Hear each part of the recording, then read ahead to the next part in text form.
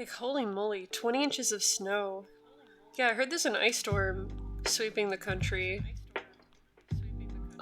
We had power out here in Austin, Texas for a few days at the beginning of the month, but we didn't get 20 inches of snow. I don't think we got any snow. We just had ice and trees falling down. No, it's 88 degrees right now. I wish it were colder. Not quite 20 inches of snow cold, but maybe not like maybe not 90 degrees. Other than that, it's been a pretty good day.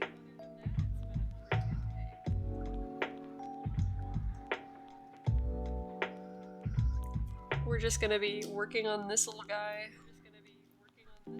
Giving him some bounce.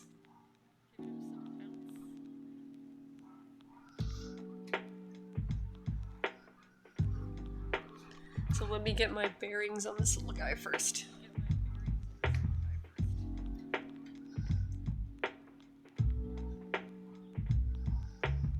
My arcs are probably a disaster. So on my last recording, I noticed there was like a crazy amount of echo. So you guys tell me if it's still there.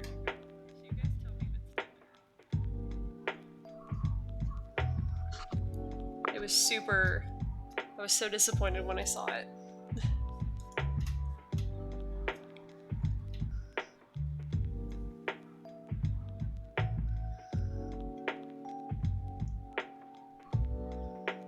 I had a guideline for him. Yep.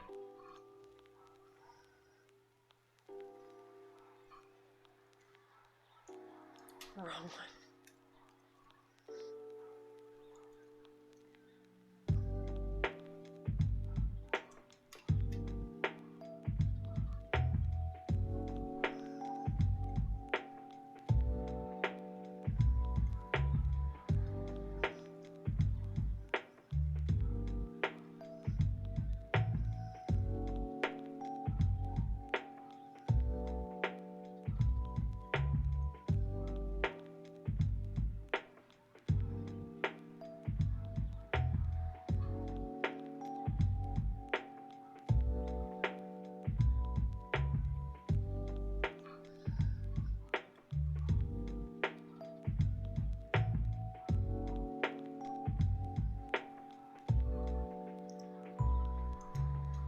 Got any like plans for the weekend yet?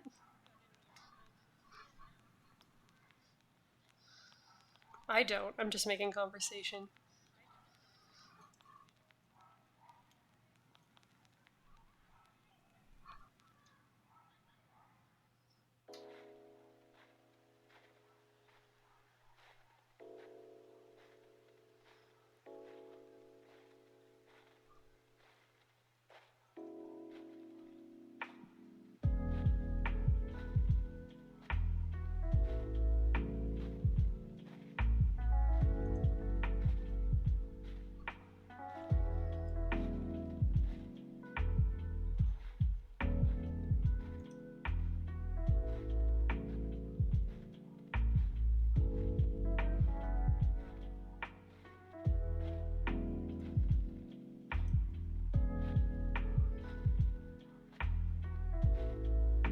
Oh, hey there!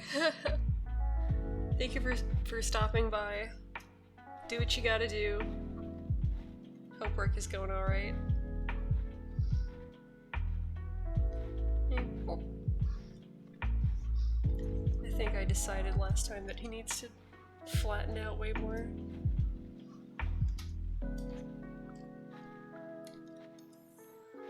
I'm still trying to like decide on a time where these are most watchable for people during their day. I think the other night I picked a time where everyone was either eating dinner and going to bed or like driving home from work. Oh, no worries. Mr. Dodogama.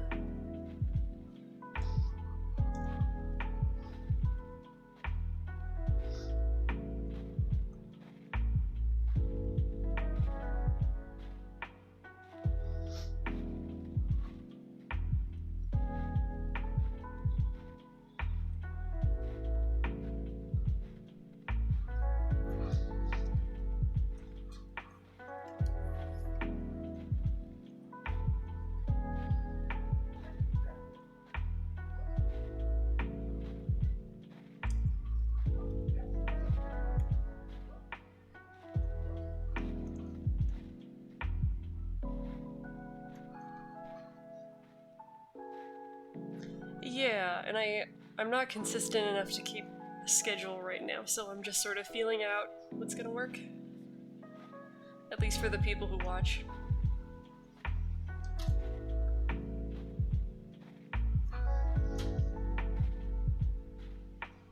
I think I'm gonna put a frame in between here and here.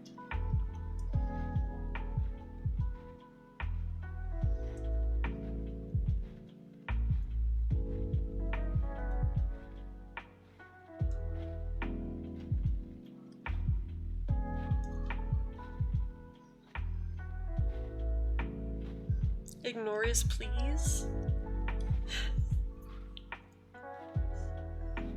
No compute.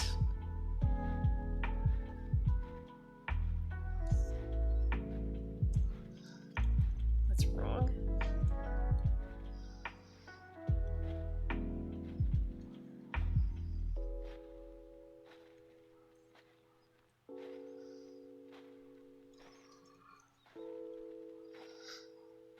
Oh, ignore the last sentence. Okay.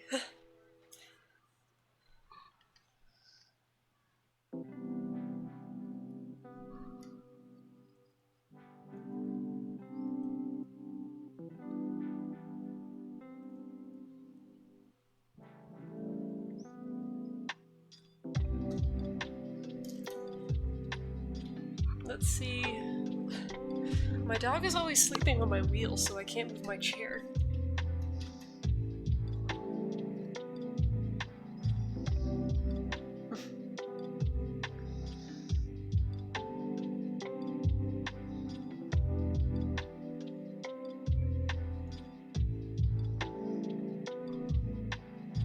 And I think I'll try to move you a little bit.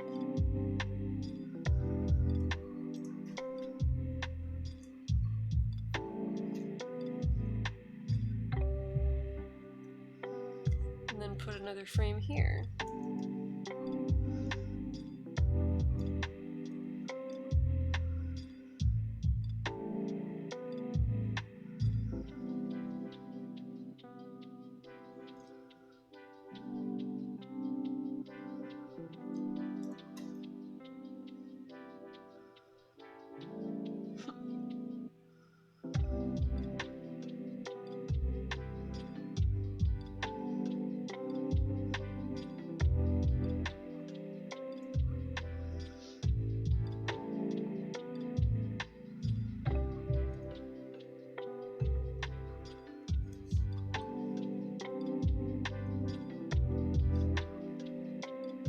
How adorable. Thank you. Why does it keep... We're getting a new frame 9.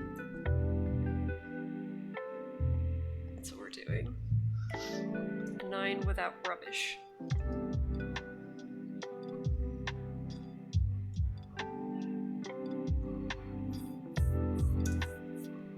No, name it 9. There we go.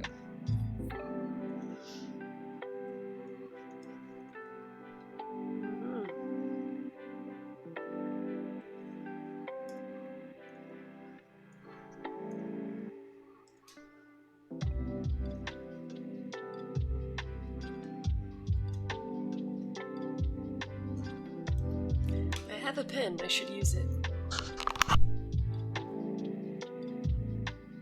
Excusez-moi.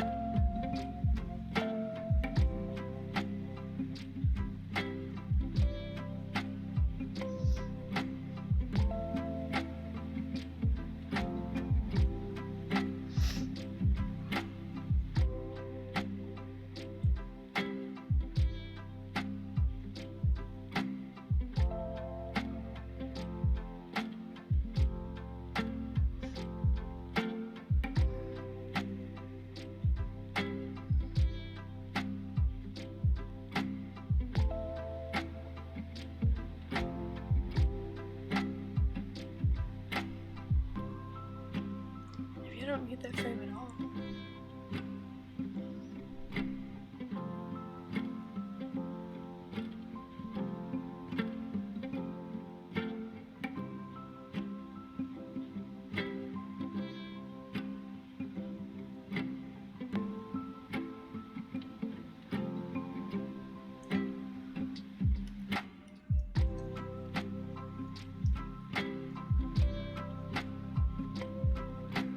That reminds me, ever since I ordered a Nergigante pin from Etsy the Artist, I think their name is Tojo, puts a Dodogama design in their thank you card, and I keep it because it's cute.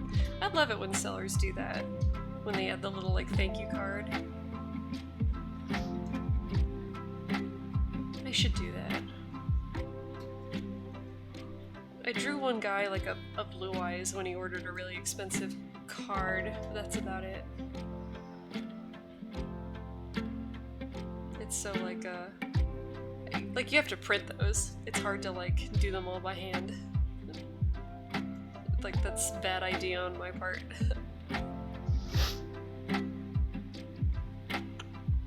He's very good for thank yous though. He's a cute little monster. He's colorful. Oh. I think that's too rigid though.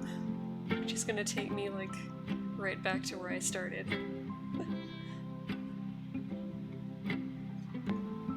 That.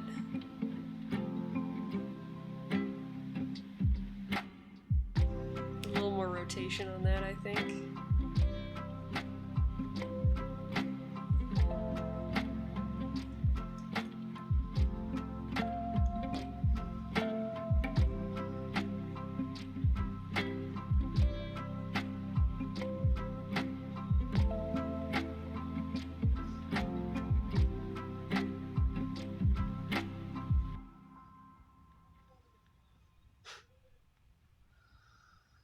He's so silly looking. What's the name you just mentioned for the thank you cards? Like the seller? No seller in particular. Just some of them do it. Especially people who make like handcrafted goods. Like sometimes I buy stuff and I get the personalized thank yous from people. If you mean like for printing, you just print them at home. Cut them out on cardstock. Give me half a second here.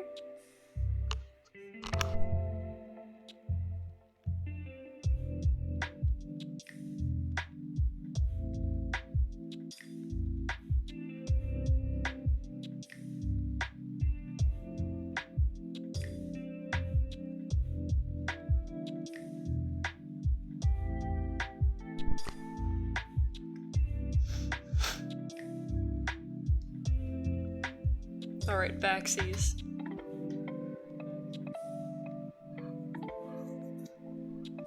Is there an echo, by the way?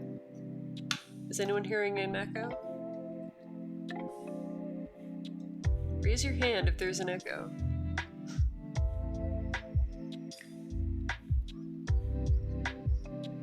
Okay, so we have 16 frames here, and they're very basic.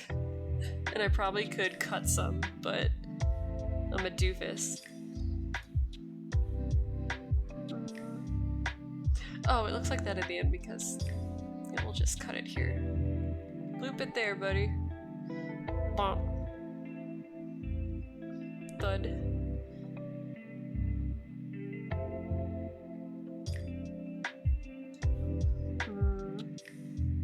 That's actually too much bounce for me. It's looking very cartoony.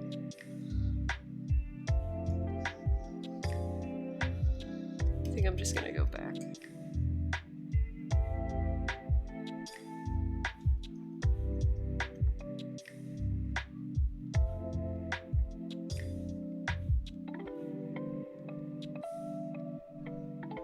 I like it about there. Nope, all good? Thank you. Awesome. Yeah. Just didn't want him to look so lightweight. Wanted him to look a little heavier.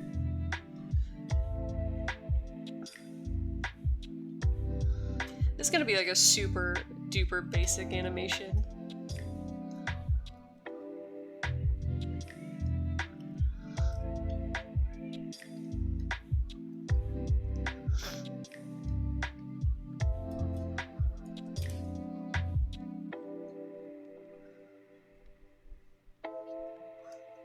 It's also like a little minimal test to see if the Cart My Heart style will sort of translate animated.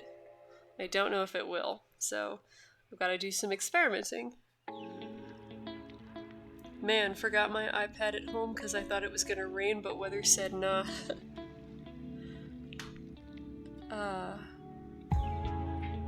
Do you, like, work outside? Is that why you would have left it at home?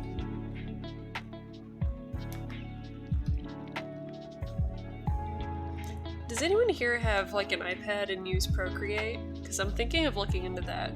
Just everyone highly recommends it. And I've never tried it, but everyone just, like, loves it. So there's gotta be something to it, right?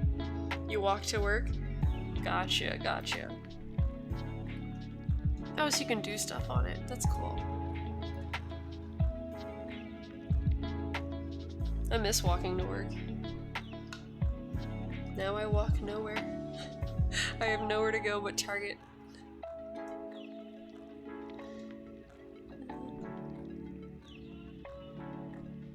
Okay, so what to do here?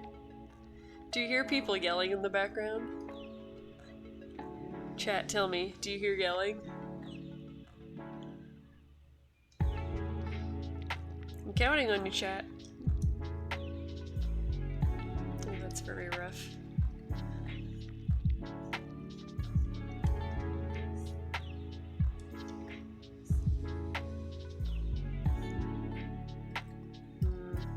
It's a problematic brush.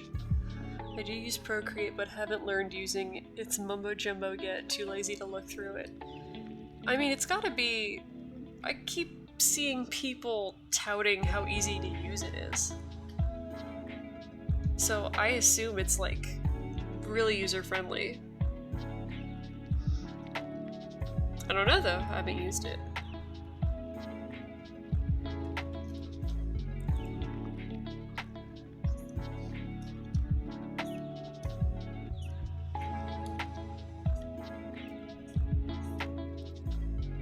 Gonna make him a little. I tend to draw lots of like sharp points, but on the cute little Dodogama monster, you should probably be a little bit rounder. Almost done with your Blythe though. Blythe is so cool. I like him a lot. We're talking about the Blythe from Elden Ring, right? Chad Blythe. Okay, so y'all tell me. I have heard Chad used in both a positive and negative connotation, and I'm trying to figure out which is which, because depending on who I ask, it's either a really good or a really bad thing.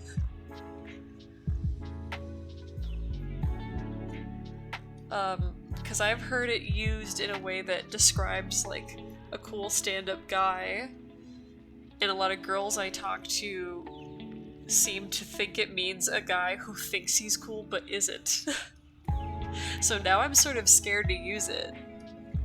Or I have to like adjust my Chad usage depending on who I'm talking to.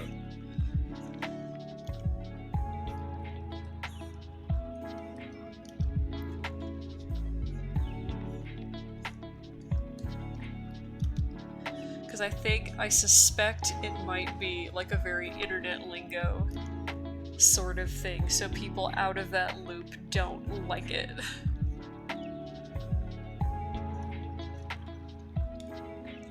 Not sure though.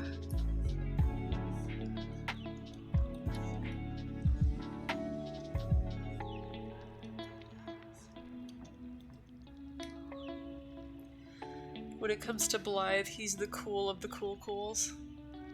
Yeah, he is cool. You really hear the word Chad? I hear it in memes, or see it in memes.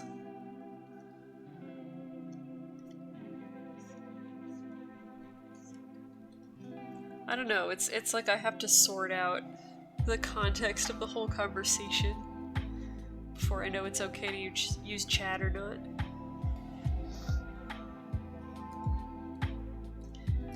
Well, I know that black lines always work. It's my old go-to. Let me try that again though. Number 1. Let's go. Let's try something that looks a little bit rougher. I know that you can always fall back on like a chunky graphic design type look. Right? But that wasn't the point. We know that works.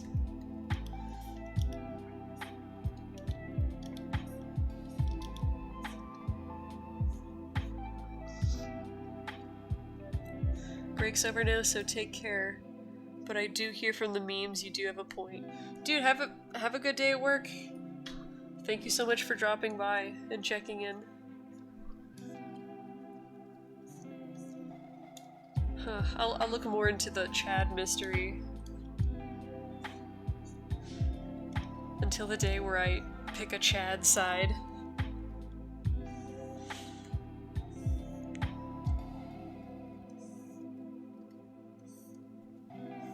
Are ye a Chad? Choose!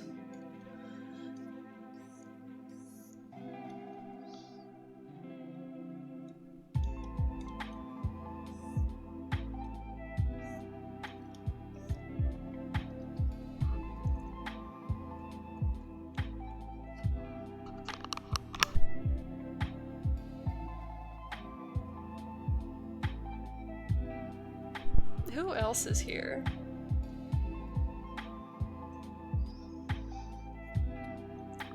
How many of you are at work but allowed to talk? What? Nobody? Amazing.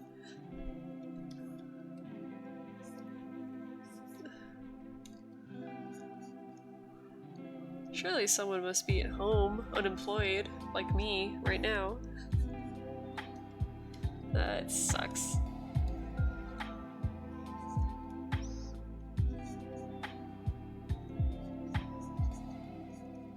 Give him little mitts. Little mitty mitts.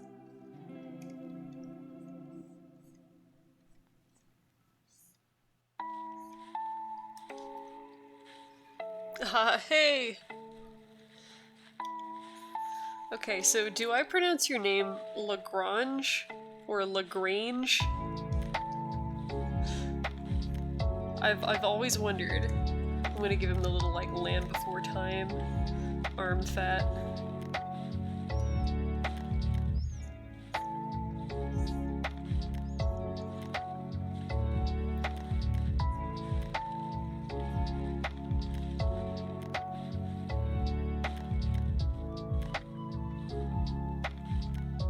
First his guess? Okay. Lagrange. You got it.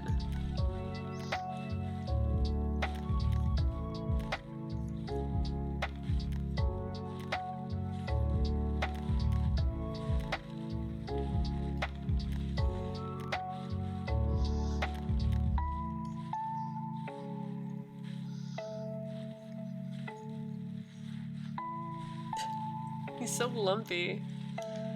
I'll put this one a little bit higher.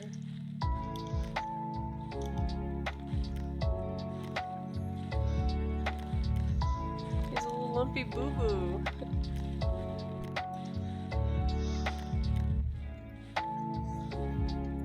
I so seldom draw lumpy things.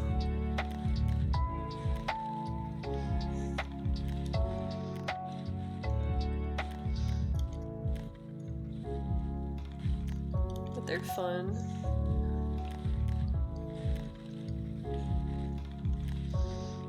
It's not because, like, I actively avoid drawing lumpy things, it's just that no one's ever been like, can I see more lump in your portfolio? We were hoping for an artist who had more experience with lump. I can get you the lump references, I swear. It won't be a problem, sir.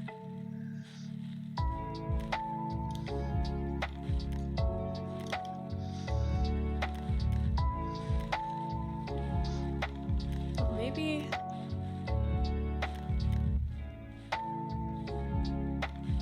Maybe I should have him, like, kicking off with his little feet. Because right now he has inertia, but, like, I don't know how he's doing it. Why not? Where's your model sheet, buddy?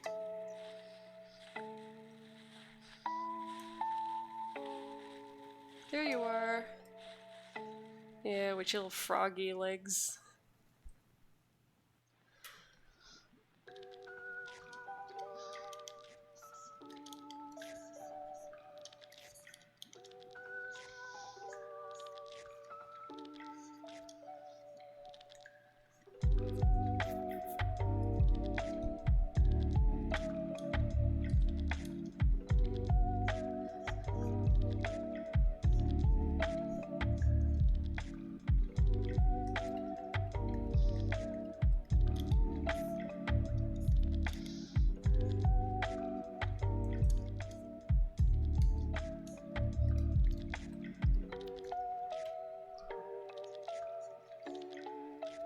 We'll call you Lumpelstiltskin. Based on my favorite DC comic book hero. He was removed from the DC Universe movies. I'm so mad.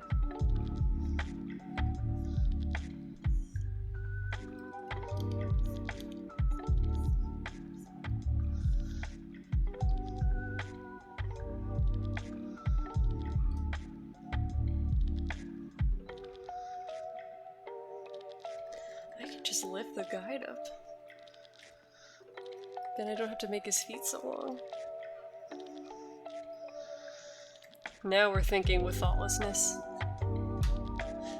I'll just cheat. Easy. Yeah, like that much. You might as well squish the mouth whenever it touches the ground as to avoid breaking the circular motion, I think. Yeah, I think I will do that. I'm planning to just like mash his face more. He's only gonna have a couple unique frames out of this. Yeah, number 1.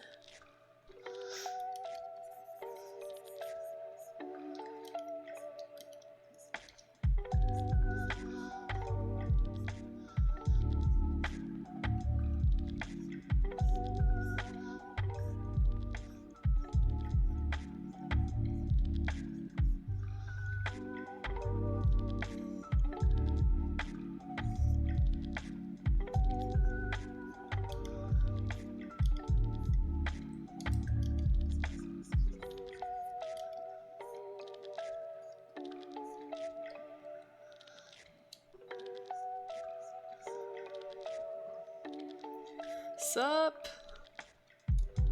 Thank you for coming.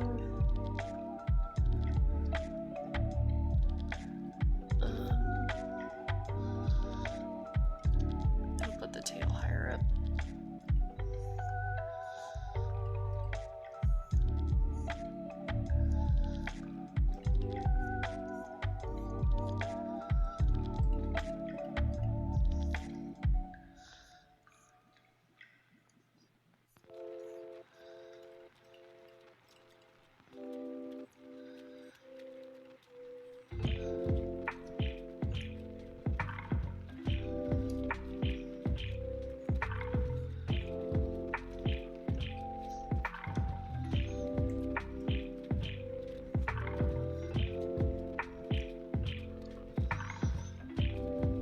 I just realized I probably sound like a producer commentator. That's fine. That's fine, dude.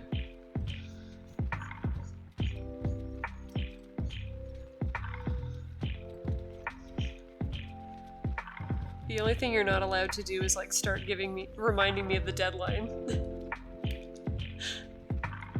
No deadlines in this chat.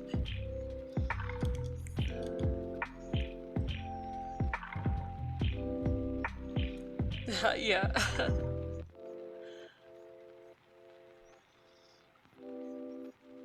That's like the one thing I don't miss about working in a studio is producers.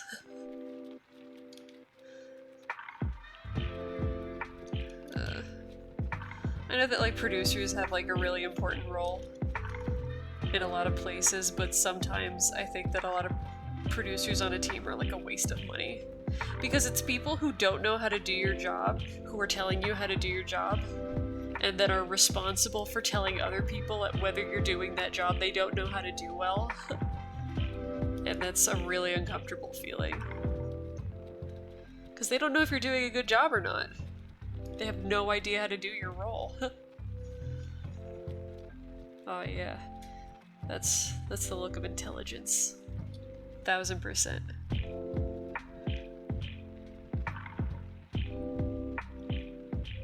Is it like that in anime where like the producers have no idea what you're doing?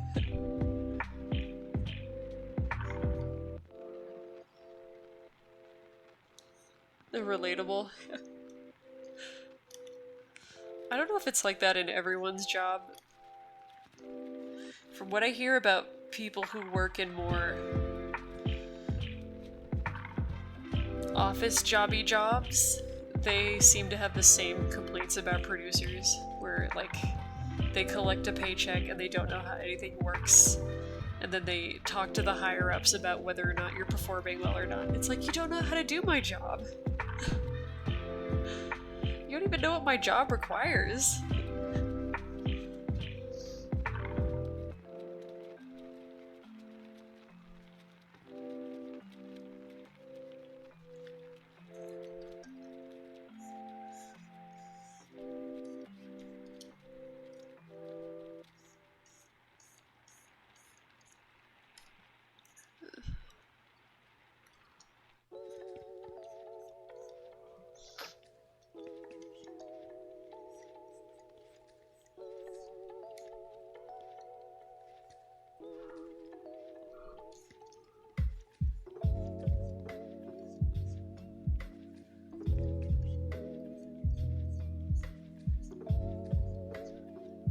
I'm sorry if I'm like mouth breathing or congested.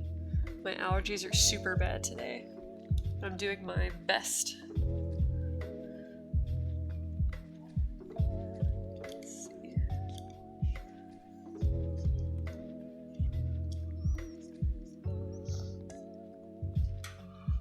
It's pretty cute, I guess. Something's not right about this. The squareness of it.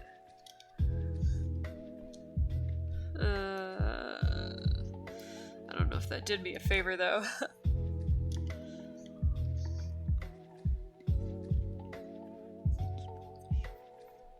That's looking weird. It's looking like a earlobe. Maybe if I don't connect it.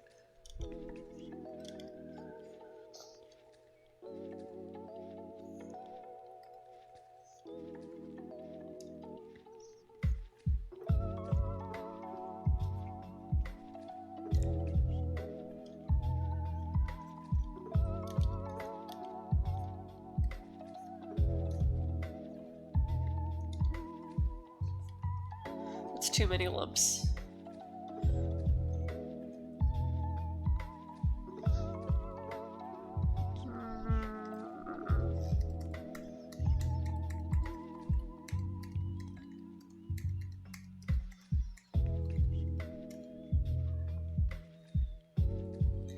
Producers can be the worst, especially at bigger brands. Yeah, I agree. A little scary.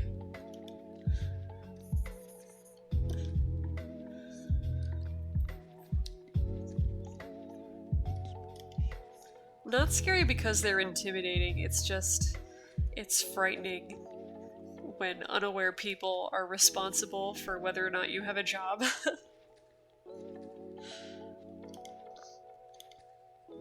How did they do it in The Land Before Time? You look at the reference. They all had like these lumpy shoulders. Okay, got it. It is sort of like how I drew it here. They've all got like legs that were like inserted into their shoulders. It was just the angle of this line. Yeah, more or less.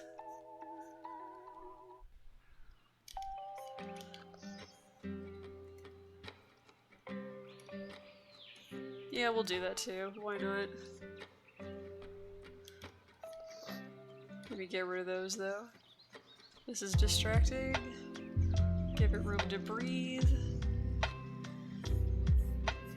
And I know that jaw outline is too thick, so sort of gotta, geez, darken up the rest of it.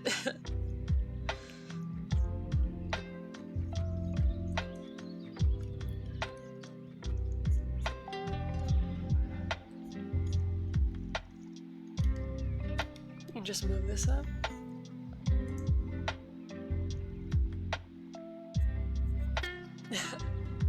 This is like the home cooking version of animation where you can just like take all day. There's no clock to worry about.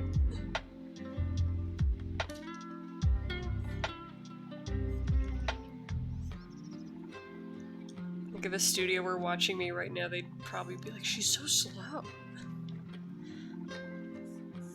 Whatever. This is my time.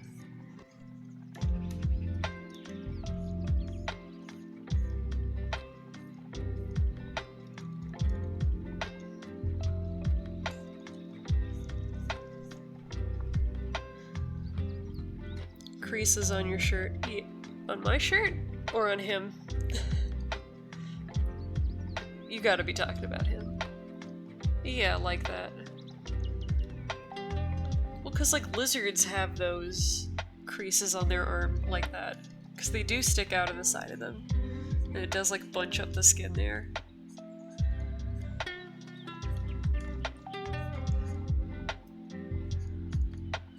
But it does look like a t-shirt crease.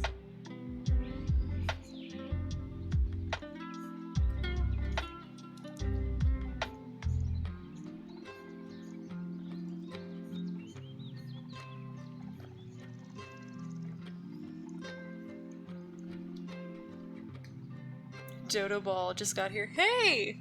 I know you! Thank you for coming.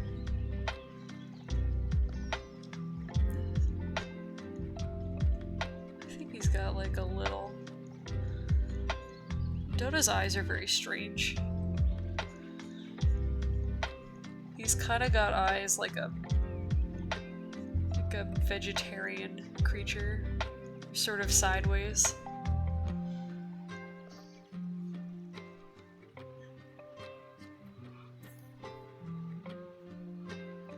Okay, buddy, you are our template.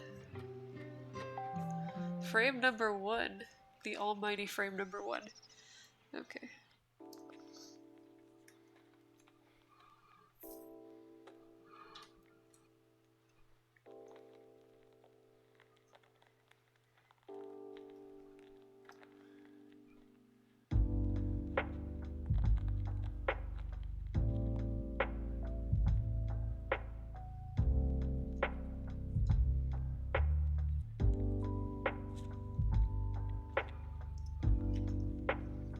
Is this going to be an animation? Yes! I will show you a rough draft. Boop.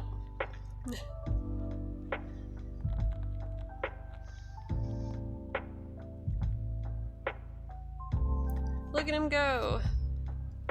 Rolling around at the speed of ground. Thirsty.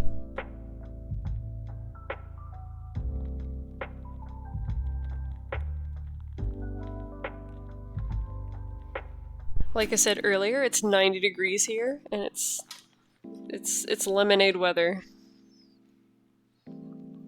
Okay, you go back on. Yay! I do have to round that out though.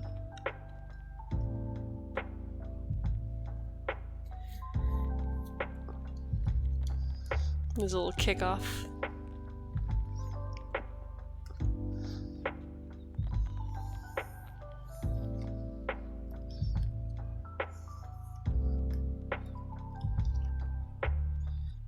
At the speed of ground. Well, it's cute and funny at the same time. It's true! A lot of Sonic games have you rolling around at the speed of ground.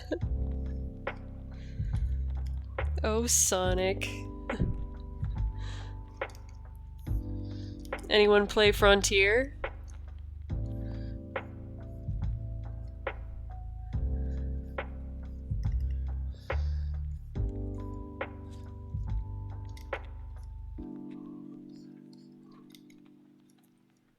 When I saw the trailer for Frontier, it looked like Sega had made a game for Sonic out of leftover stuff from their new PSO. Like the trailer looked exactly like the new Phantasy Star trailer.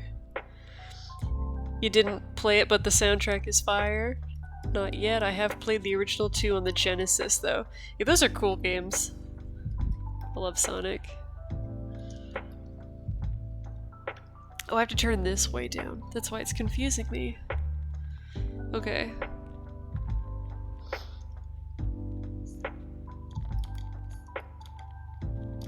And his tummy can come down a little bit.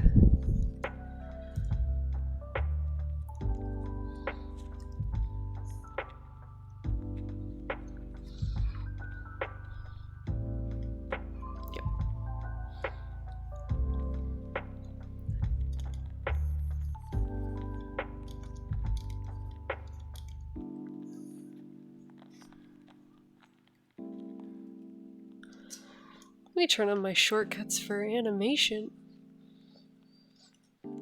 I still have my shortcuts for just regular drawing up.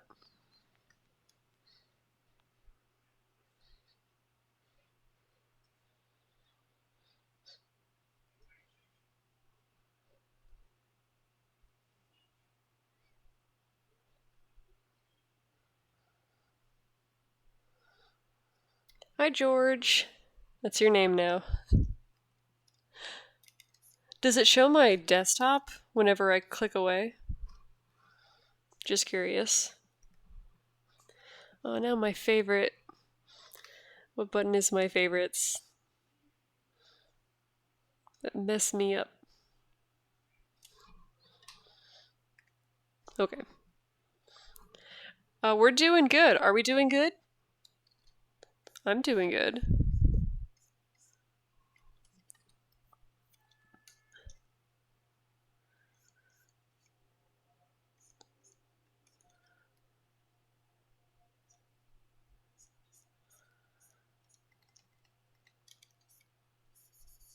This is where the music stops.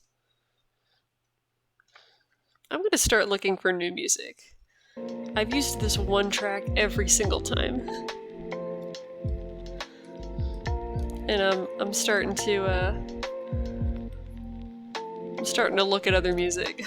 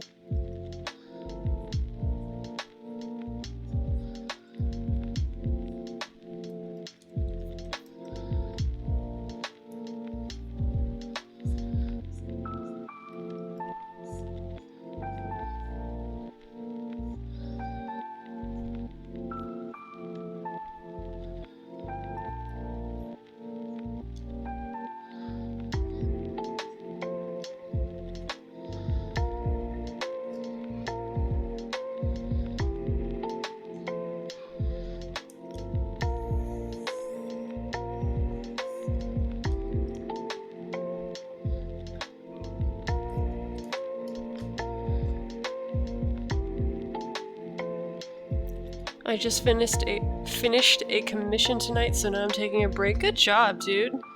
I've seen your art, it's nuts. I bet that stuff, like... Does it wear out your hand? Because I know that you love lines about as much as I do.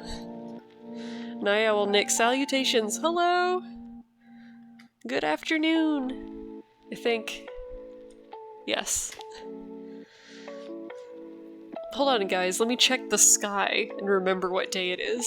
Yes, afternoon. Let's see.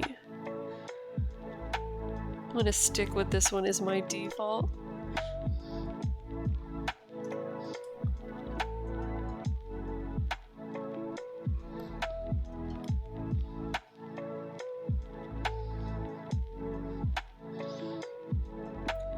And up he goes! Whee!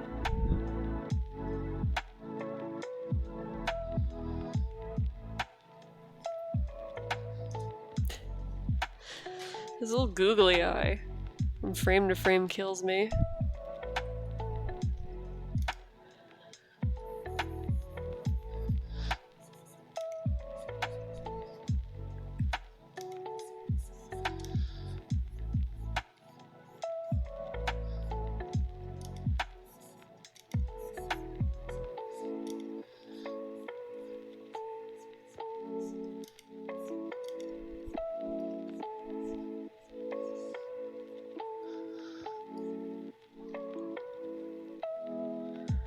Scaling gets tiring, but I don't do all the scales in one go. I hope not. I know what goes into scales. I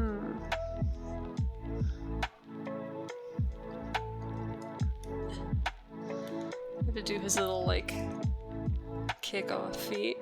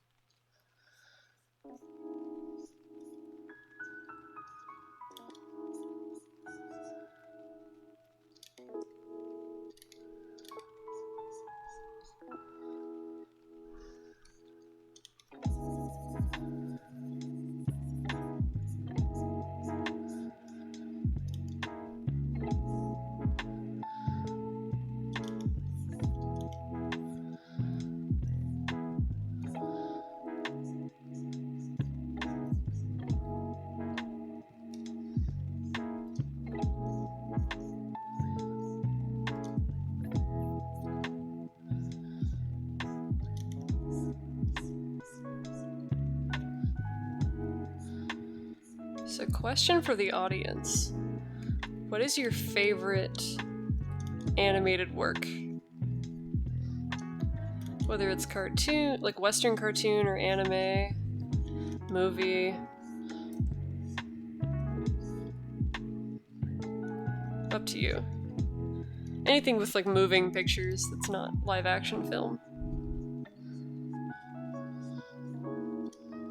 Although Who Framed Roger Rabbit counts. All that stuff counts.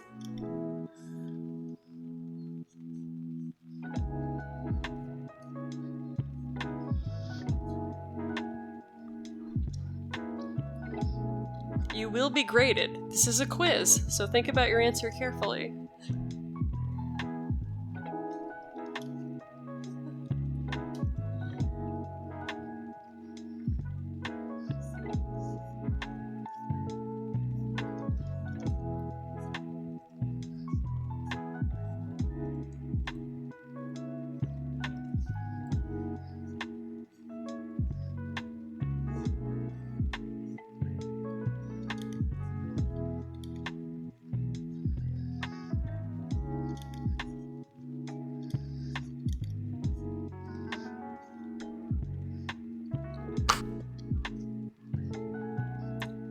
Probably How to Train Your Dragon, the animation quality was great. And you say depends on the occasion. Fun fact about How to Train Your Dragon is that one of the major animators on it is a very famous 2D animator named James Baxter, who's everyone is familiar with James Baxter's work. He's if you've ever seen Spirit Stallion of the Cimarron, like that movie has really smooth creature animation in it, animal animation. That's what he's famous for, is like how he animates horses. He also did the opening of Kung Fu Panda. He did a lot of work on The Prince of Egypt, Beauty and the Beast. He's like super famous. The Eagle and the Rescuers Down Under. That's all James Baxter. Whenever they get like a complicated animal, like you call James Baxter. Or if you've ever seen Adventure Time, they had a whole episode about him. And he put himself in the show. He was like a unicorn on a beach ball that would just say, James Baxter. That's him. Horses are hard to draw, yeah. I saw him in an interview when he did Spirit once, and he was like, how do you get an animator to hate you? You make them draw a horse.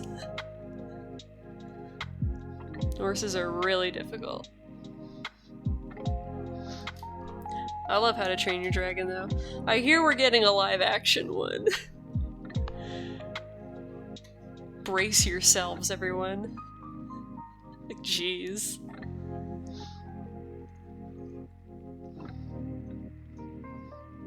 That's what we all wanted, I'm sure. Who keeps asking for these?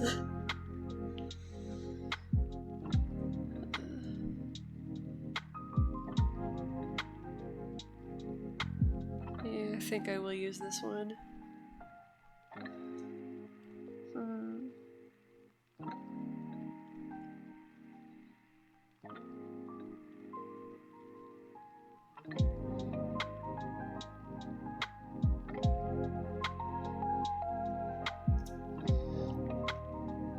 Like, who keeps asking for Pinocchio movies? There were like 4 Pinocchio movies made last year.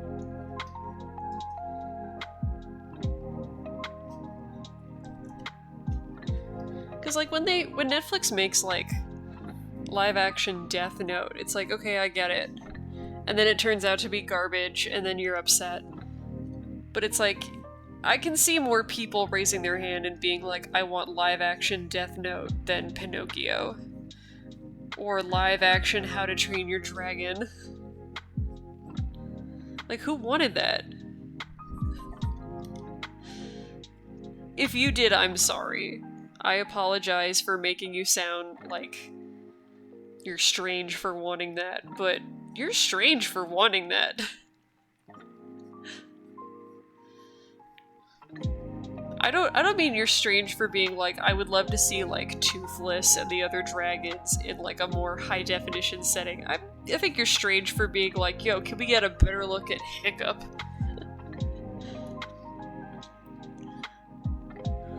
Netflix is about to... Oh, it's hard to draw? I thought those were the same one.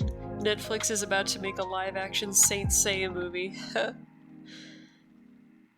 Archosaurus, lol, it's being made by the same people as the original though, so I have a bit of hope for it. Also, yeah, who's asking for Pinocchio? Well, if they have a hand in it, that means it won't be complete garbage. So that's good. That makes me think that it won't be like a straight to straight-to-TV adaptation. Because, like, Netflix originals are, like, the modern day when you would go to Circuit City and in the bargain bin, like, for 99 cents, they would be, like, straight to VHS, straight to DVD movies. Like, that's what they are. They had, like, a brief run where that was, like, a staple of quality, and then it immediately went into the toilet. And live-action Saint Seiya movie, well, that's fine. What you do is you cast 8 men who all look exactly the same, and then you give them the same haircut, and then you put the same outfit on them. And then you shine a bright light directly at their metallic armor, so that the camera is constantly getting lens flared off of it.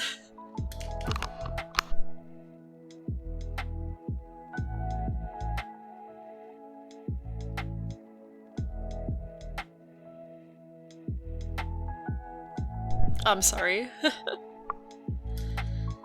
Key of Destiny is my buddy in real life, and he keeps telling me that there is a good Saint Seiya work. It's one of the manga that was not made by the original person. And I did get a brief look at that, and that was interesting, but old Saint Seiya, which I could not believe was not actually old, is not really my thing. I like to poke fun at it. Sorry, all ye Saint Seiya purists. Yeah, Lost Canvas, that's it. I knew it had like a fantasy type name.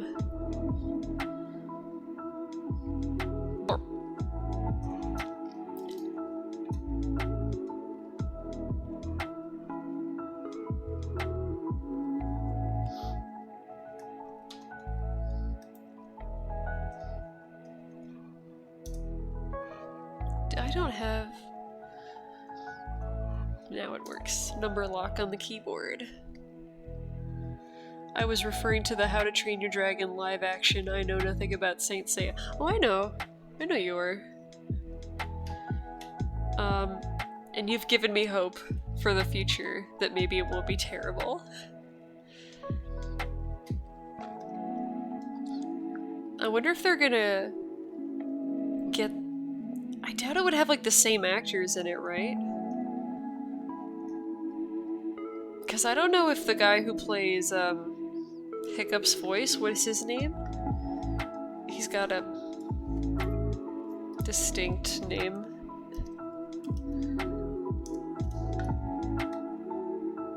Jay Baruchel, that's it. And like, I guess, yeah, I don't know if Steve Baruchel could do it live action. Maybe he could. Maybe. He doesn't really look... He has Hiccupness to him, but he doesn't really look like Hiccup. Like, Gerard Butler could probably be Viking Dad. Because a lot of those people are, like, voice actors. Not all of them. But, like, Craig Ferguson, I don't imagine Craig Ferguson showing up in full makeup to be, blacksmith dude. Whatever his name is. He was like my favorite character. I don't remember his name. I'm sorry. I'm sorry, man. That would be interesting to see, what's his name? Who's that artist? The Lilo and Stitch How to Train Your Dragon guy. Chris Sanders, right. It'll be interesting to see his stuff live action. Lost Canvas is so much better than the main series, dude. Holy shit. I believe you. I believe you. I'm sorry if anyone is watching and they're a Saint Seiya purist, and they just like, they hate that. You need to read Saint Seiya in its original form. You know, I've seen it.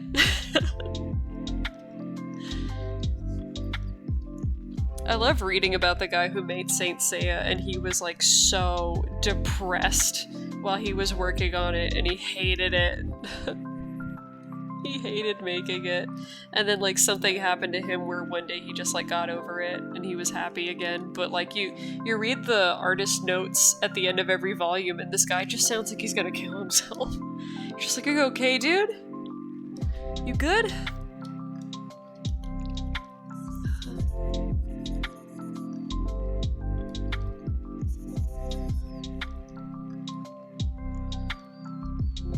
I'm just worried about how the dragon designs will look, whether they'll get the anatomy more realistic or not. I don't think so. I think you're gonna be getting like a Pete's Dragon type situation where they're real in the way that their textures and their hard surfaces are realistic, and they will like they'll turn down like the neck thinness and like the big eyes, but you'll mostly be getting that because Toothless is their primary marketing boy, and I don't think he's gonna change a whole lot. Like, he is that recognizable DreamWorks property that they make all the toys out of. And that's what's important, is the toys. That's what these movies are for.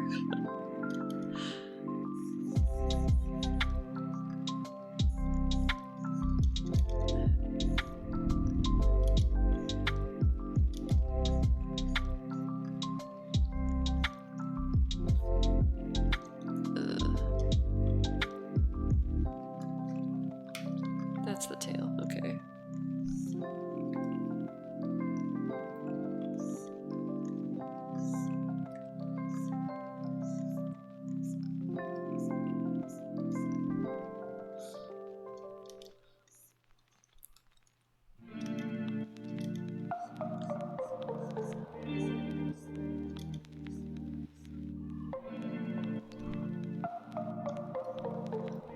Do you have a favorite dragon outside of...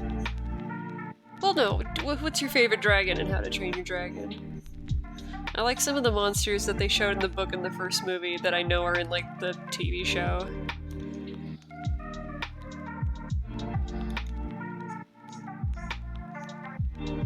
I think it was the Whispering Death. The one that's just like a big mouth.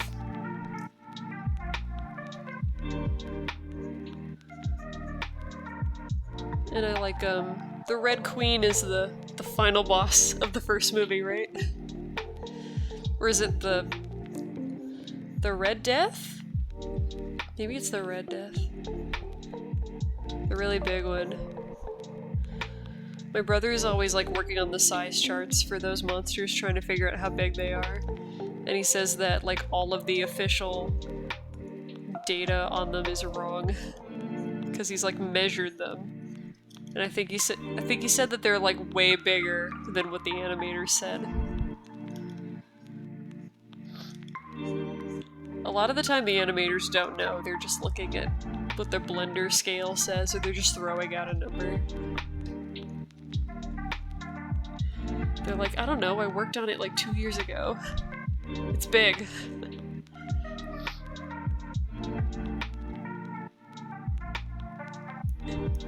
Dodogama, more like Doo-Doo-Gama? Leave! Get out of here! You come in here and you bring that trash. Thank you for coming. And yeah, Red Death. You say that your favorites are the Skrill, Bone Napper, and Screaming Death. Yeah, those are the ones in the books, right? That's like the 3 that he lists in the book. Did you not like the ones in the movie? You just like the drawings? I don't love every dragon in the movie. They got, I don't like when dragons have, like, really pinched storybook necks. Key of Destiny, I never actually got around to watching the follow-up movies. I did remember watching the first one, though. The first one's the best one. Like, by a lot. The second 2 are enjoyable, though. Yeah, J-Pop, you run! You better run, emoji. I'll catch you. Archosaurus, they get actual appearances in the shows. Yeah, that's what I thought, because I've seen them on thumbnails and stuff. I tried to watch the show for a little bit, but I didn't stick with it. I didn't think it was bad, I just, like, I wanted more movie, and the show didn't give me that.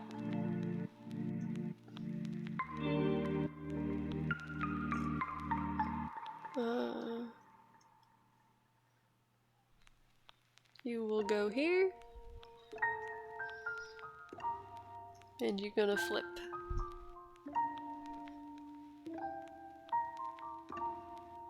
As far as the first movie dragons go, Monstrous Nightmare. The red one? Yeah. The red one's fun. I really enjoy its slithery animation. They all move very distinctly, like a fighting game. And that's what's important. Things being like a fighting game.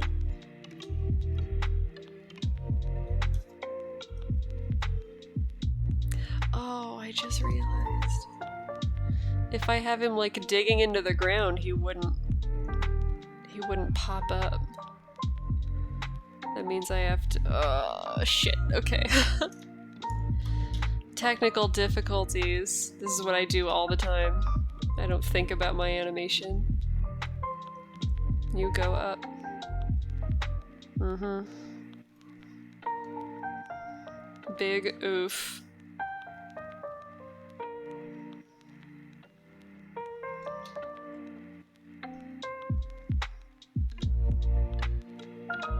Okay, we just have a little bit to fix. Alright, I got this.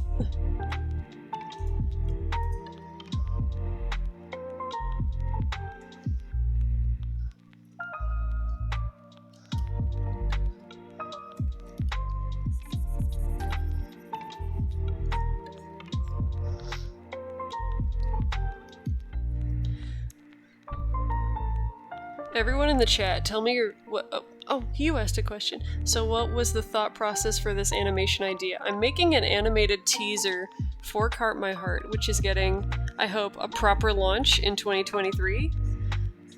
And I wanted to make a little animated trailer with some music. And I got permission from a very talented artist whose music I super love, named Sabine, to use one of her songs for it. And this guy is just gonna be like a little music cue that rolls across the screen at a certain point. I think I didn't quite do that right. I'm still thinking on the old one.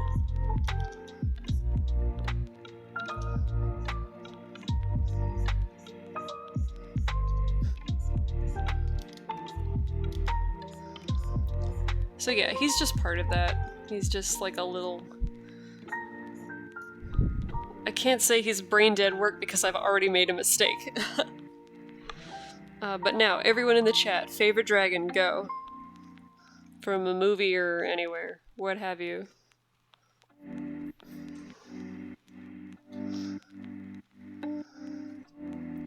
I always want to hear about people's favorite dragons.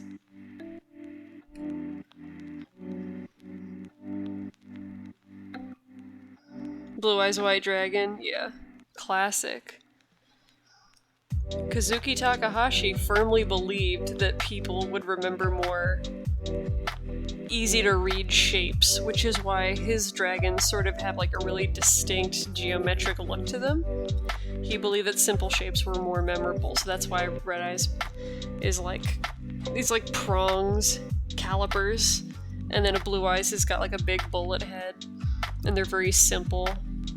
Nowadays, Yu-Gi-Oh! Dragons are so complicated, but they look really cool. They have their own flavor that I really like. But Blue Eyes is a classic. This is hard. Yeah, there's a lot of good dragons. My favorite, I think, I always come back to Final Fantasy X Bahamut with his big, like, cool Gogeta stance.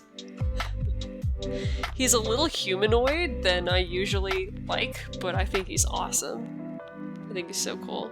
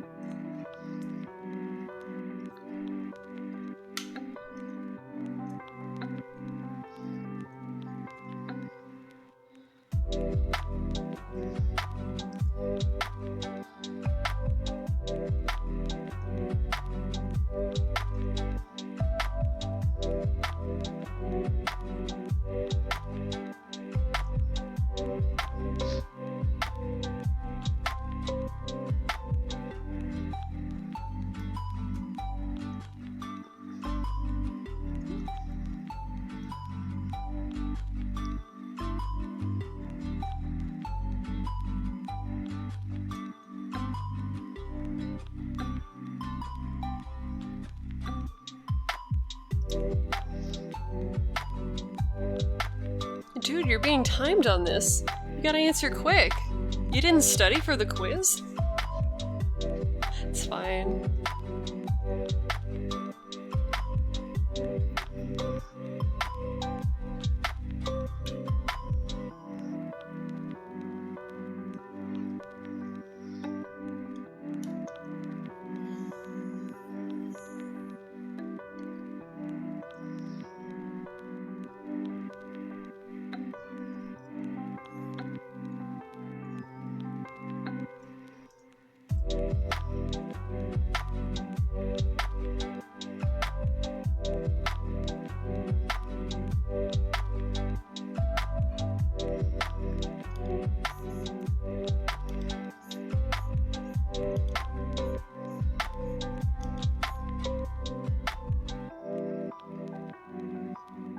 I was told there was a quiz. Yes.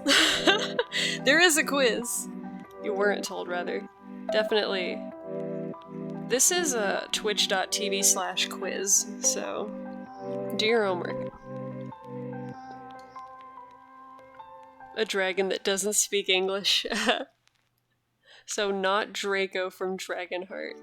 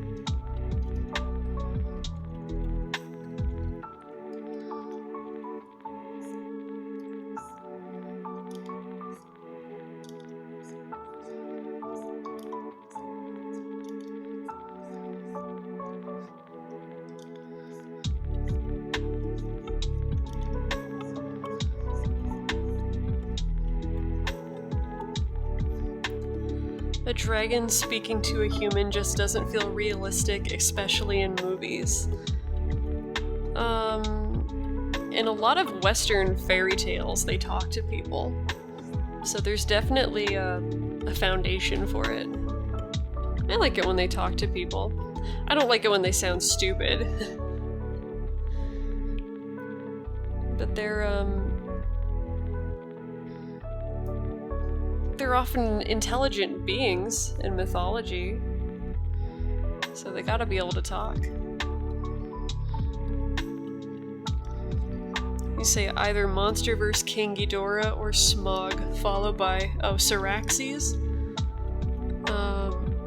That's from House of the Dragon, right? I think it is. That's what the name sounds like. Give me one sec, guys.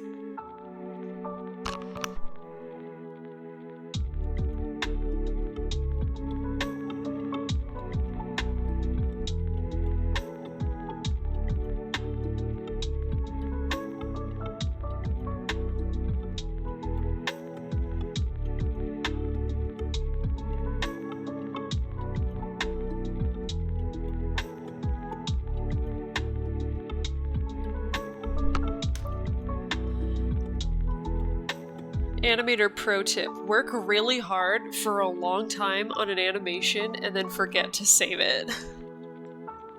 Jesus. Mercy me. Close. Their mouth animation? I guess. If it's uncanny, it doesn't look realistic. 100%. I feel like the famous movie dragons that I'm familiar with, though, do a really good job at that.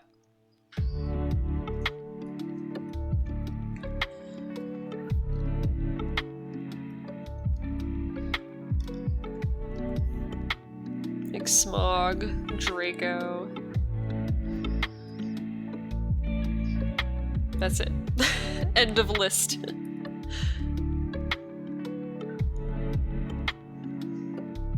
Oops.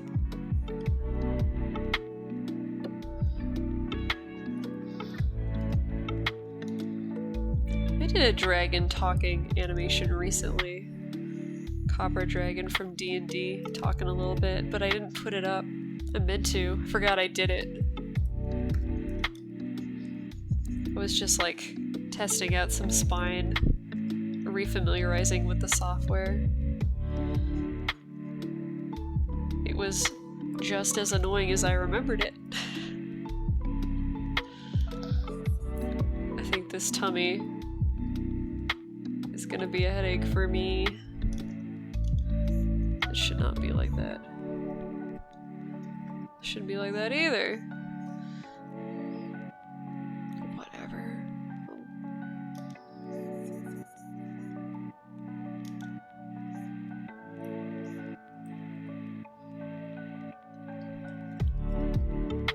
I'll pull the tummy out a little bit here.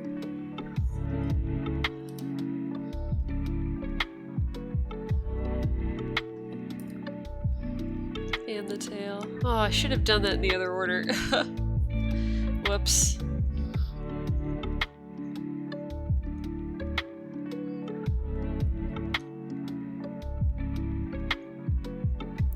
Whoopsie-doo.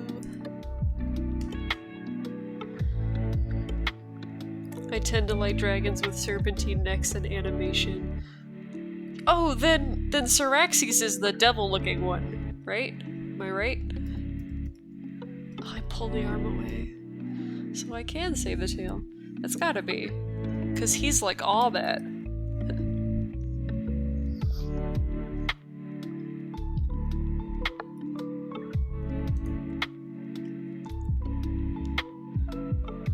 I'll go with Spyro.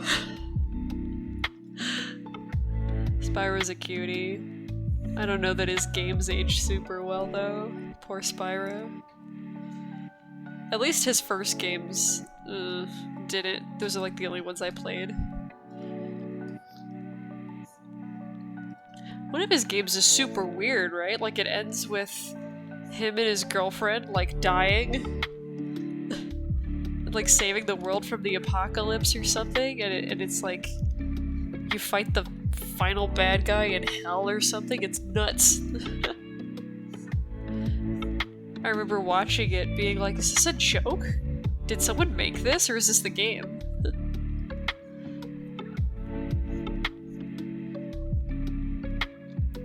The red one. Yeah, he's cool. I think he was my favorite. I liked them all.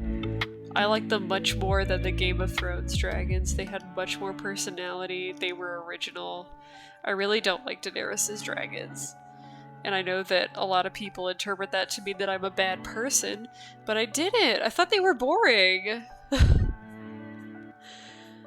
They made them like so realistic that it took all the magic out of them. But then things about them in certain places did not feel realistic. Like, how does Rhaegal eat with teeth like that? He's got teeth in every direction. There's no way- he can't even, like, close his mouth. I don't believe you.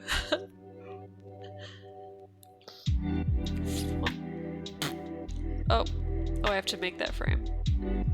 Fair enough.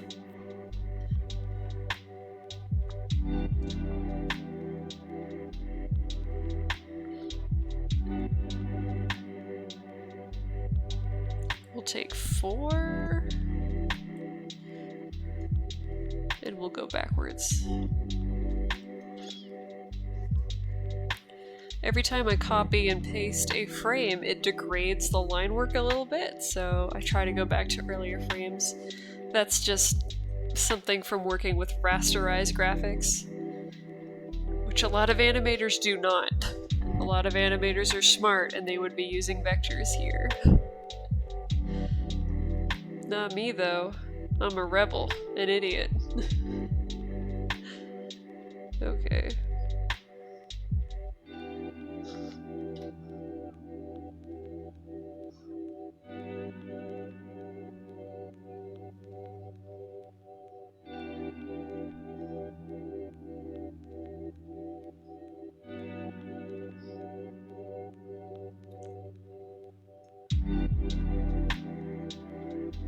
I actually think I'm just gonna draw this one from scratch. Right? I did frame 8. Okay. That's fine. That's fine. Then we'll go back to copying. Yeah, they didn't do much. They were just like... I don't know, they're just boring looking. They just kind of had like that dinosaur look. They weren't very imaginative. They all sort of looked like palette swaps of each other. Drogon got the most personality, but that's because he was the main one. Rhaegal and Viserion didn't get much attention. Yeah, they... She had such a favorite son, didn't she? I don't know, maybe if I had 3 dragons, I would have a favorite. Lucky her. And then the way that they killed them off was so, like... Goodness. Alright, give me 1 second, guys. I'll be back in 1 minute.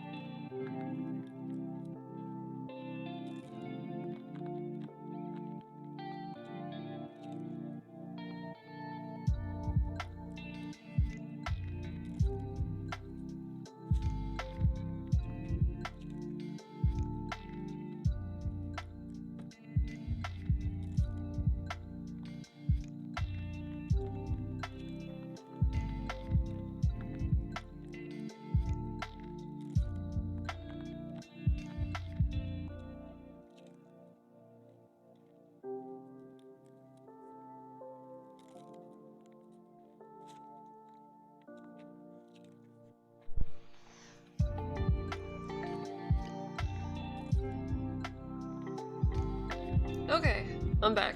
Thank you so much. Everyone who waited, thank you. Everyone who left.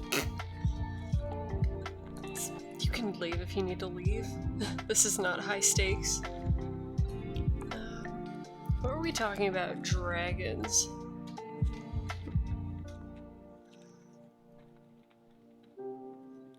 Dragons are very important.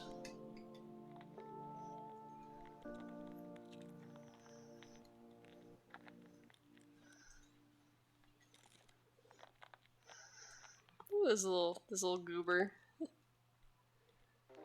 Alright, 9. 9 is our impact frame.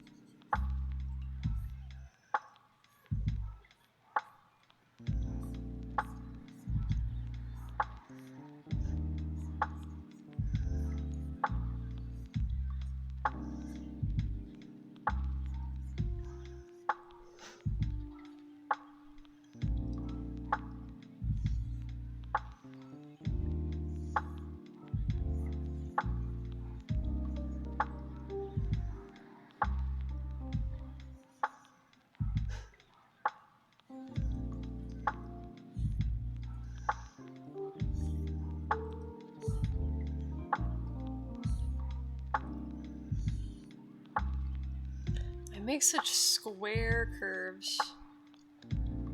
There we go.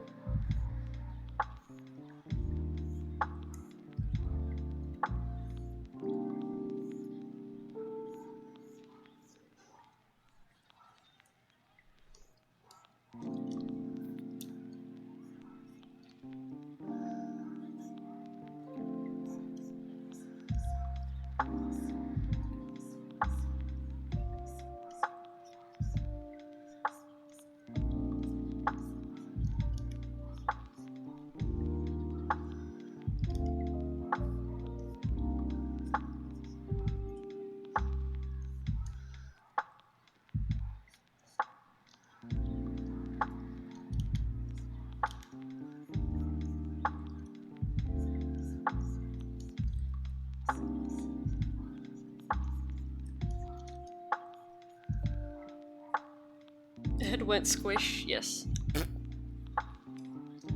It is now that time of the day where I'm officially, like, really concentrated on dinner.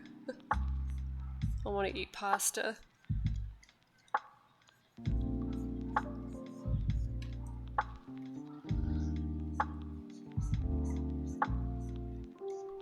Y'all got dinner plans?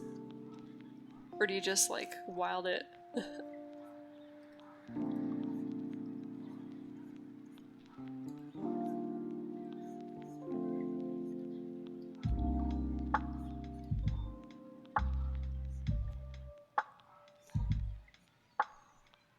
Do you guys eat? Do you like eating?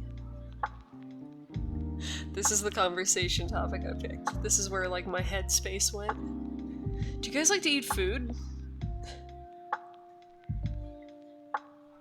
Yeah, we gotta have people drop off here. Amazing.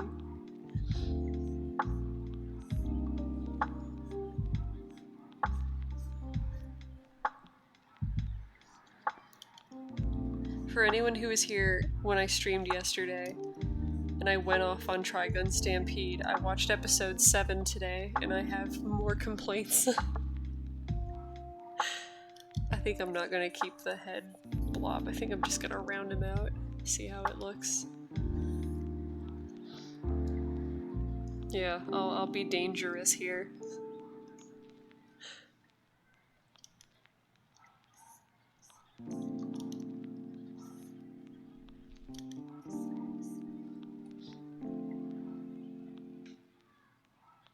Yeah, but not too much. Aw.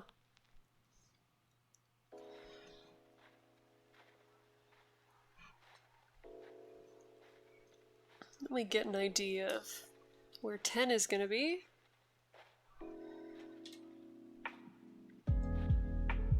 Pretend there's a frame 10. Thank you. So it's a pretty normal frame. We use, who shall we use?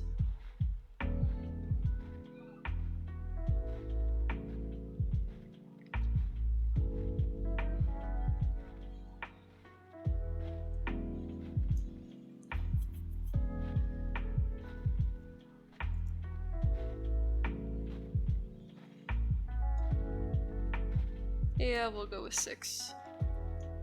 6 is the new 10.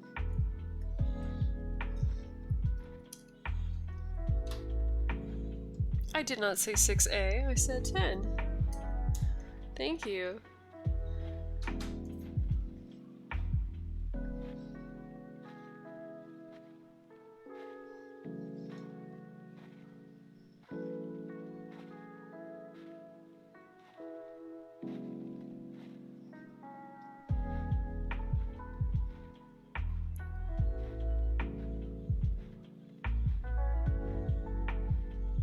No, better go with the...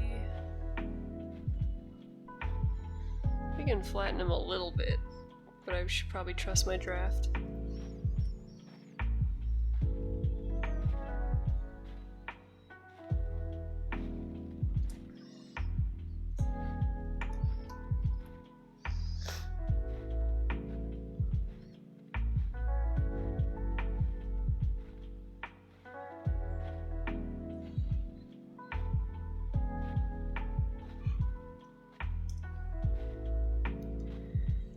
Okay, I'm back. I had to step out for a bit. Welcome back!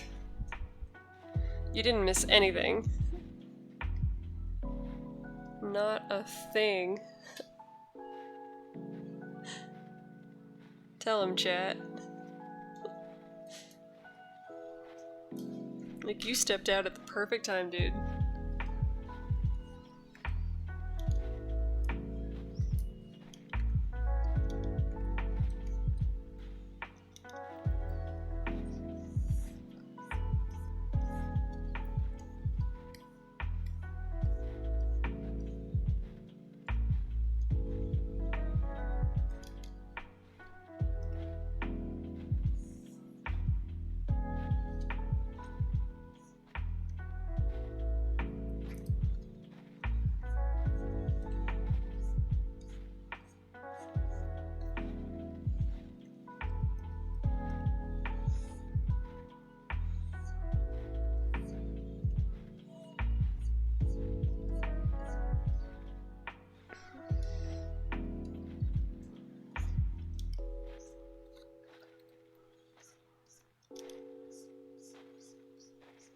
So, Mr. Key of Destiny. You may be aware, or not, that my dad is an actor. And my dad loves video games. And he's been doing more and more voice acting lately because his health isn't so great. And we did a collab a couple of years ago where I drew Parthenax from Skyrim for him. A talking dragon. And he recorded some of his dialogue and he put it over it, and it was super fun for him because he loves Skyrim. And we got to collab on something together. I'm thinking of having a stream where I try to find a character that would be good for him, and I'll draw them live. And then I'll surprise my dad, because his birthday has been coming up. Has been? Is. His birthday is coming up.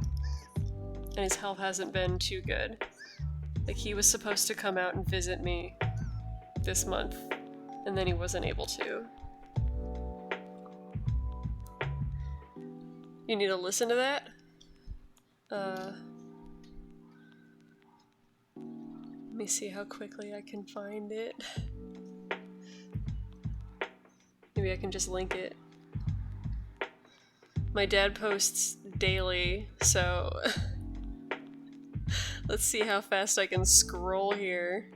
Maybe he reposted it at some point.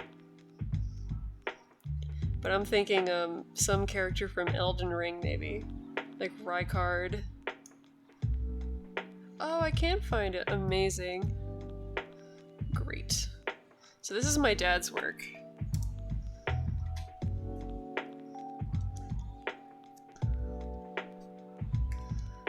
But yeah, I I'm not familiar with Dark Souls. I'm familiar with Elden Ring. But I bet there's a character in Dark Souls that he would love to do some dialogue for. Because he hasn't been able to play Elden Ring. He just sort of knows about it via osmosis. I really like Rykard. I was like, Dad, do a Rykard voice.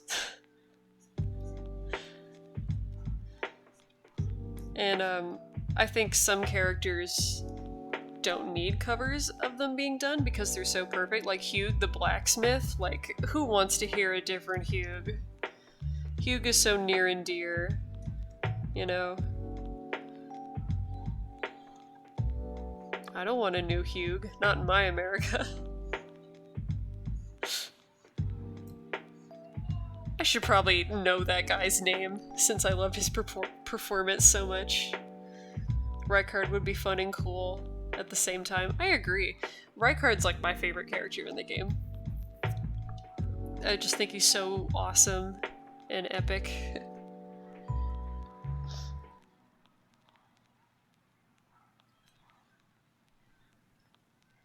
And I think I would love drawing him.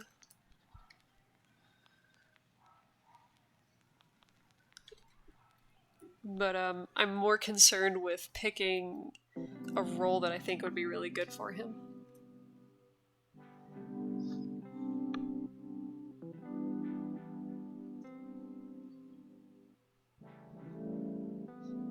Little chubby baby arm. Chubby boo-boo. Looks like my boyfriend's dog.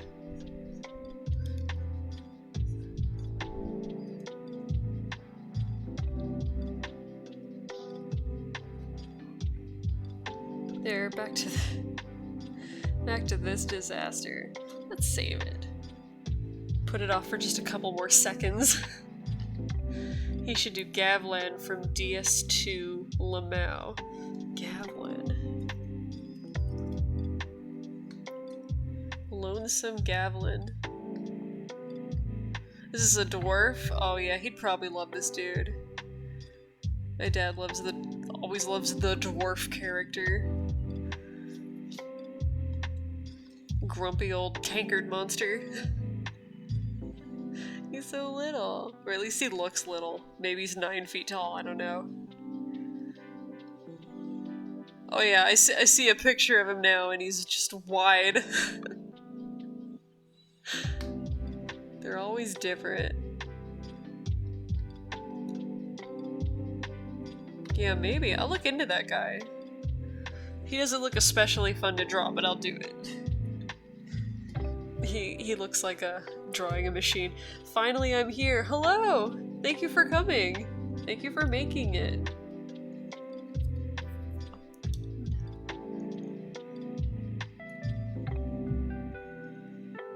Let's see. Where's I need to tidy my onion skins here. Yeah. I'm sure this still looks like a disaster to everyone watching. 'Cause it is.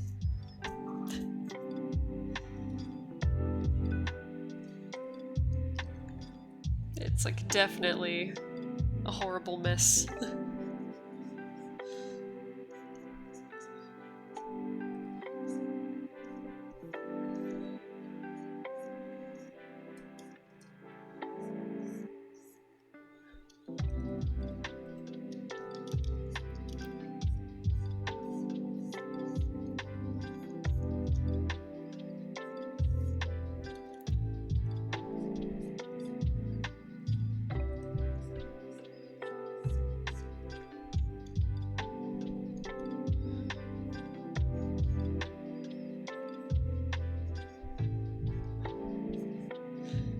It'd be like, ah!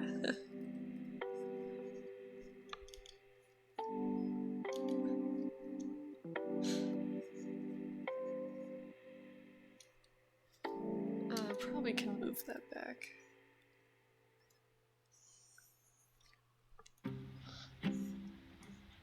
And then straighten that out.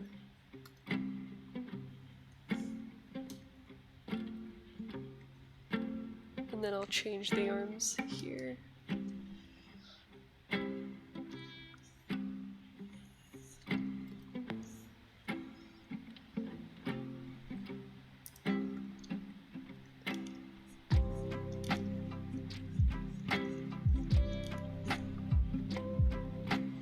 Dodogama? Yes! Dodogama! The one, the only. The meanest bastard in the Elder's Recess. Elden Recess?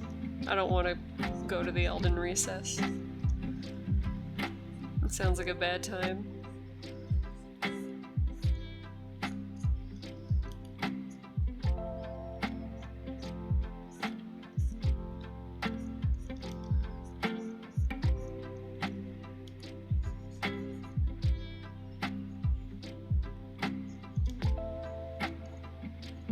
I need to beat that game.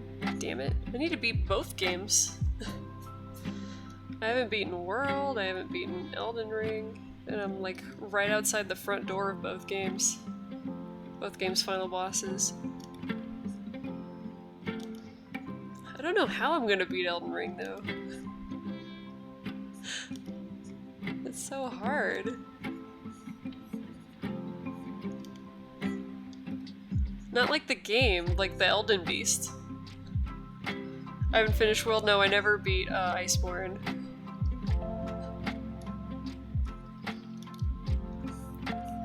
Don't tell anyone though, that'll be our little secret. Never fought Rajang, never fought Zenogre. I did fight Yangaruga. It was fun.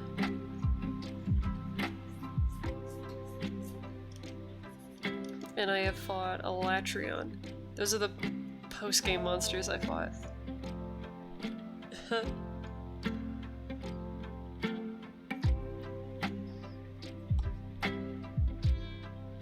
Sekiro is cool though. I love Sekiro. That was like the only Souls game I wanted to play before Elden Ring.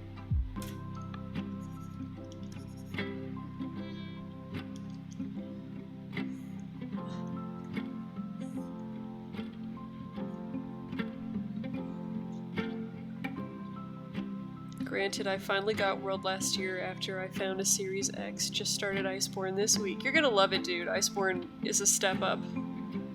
And then George says, best gameplay in any of the Souls-like games, meaning Sekiro. Sekiro seems very polarizing, but the little that I played of it, it seemed like an amazing game. I don't know why anyone complains about it. Probably because parrying is hard. But like, I don't know. Tough.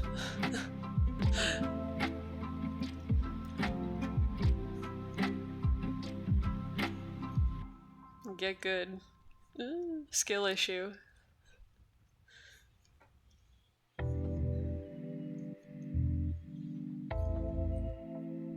The other thing, I got walled at the ogre in Sekiro. And I never rage quit games. I'm very good at skill games, but I put down that controller and I tried not to cry. Fuck this ogre. I hate it. And I haven't played it since, but I really want to.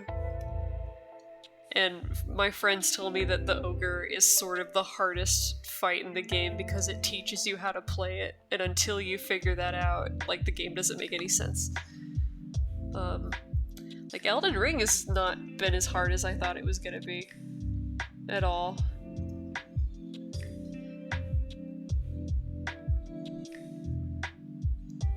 And, like, I definitely hear that Elden Ring is, like, the easier Souls game, because there's so many quality of life changes and, like, accessibility in it. But people say it's not easy.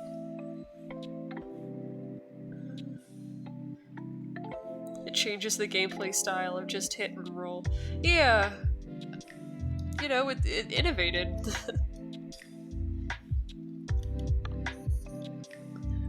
They did something new with it. It doesn't, like, feel good to make the same game over and over when you're a developer, right?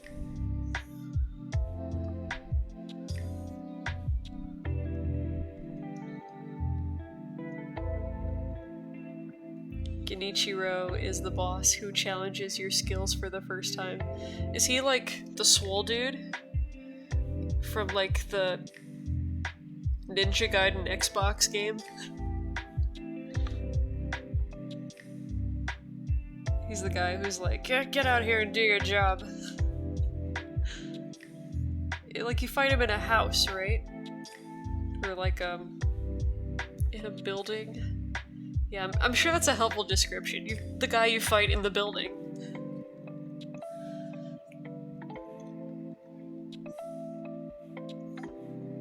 Yeah, don't you remember Building Fight Guy? That was the best fight.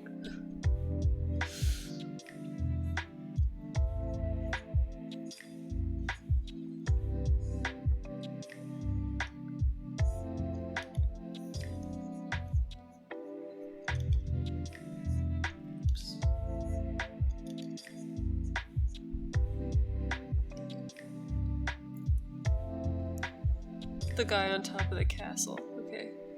My first Souls game was Nioh 2, and I quit that game a few days later. Oh, you're the one who played Nioh 2. I remember you from Facebook. Okay, Nioh 2 is bullshit. That game is hard. My boyfriend is really good at games. He's one of those people who's just really good at games. When he was a kid, he would like make accounts in games and then sell them, right? Because he could climb them super fast. And he picked up Nioh 2, and he couldn't get past like anything in that game. That game is really hard. Like he's the guy who like picked up a controller and beat Shara Ishvalda on the first try with no potions, and he was like, oh yeah, okay, cool. So let that make you feel a little bit better about the fact that you couldn't get anywhere in Nioh. Is like, that game is legitimately super hard. It's made by the guy who made Ninja Gaiden. And that is what he does. He likes to make brutal games. Just absolute gut twisters.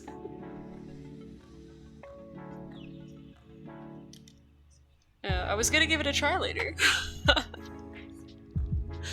I'm gonna see if my more cautious playstyle got me any further in Nioh 2 than him.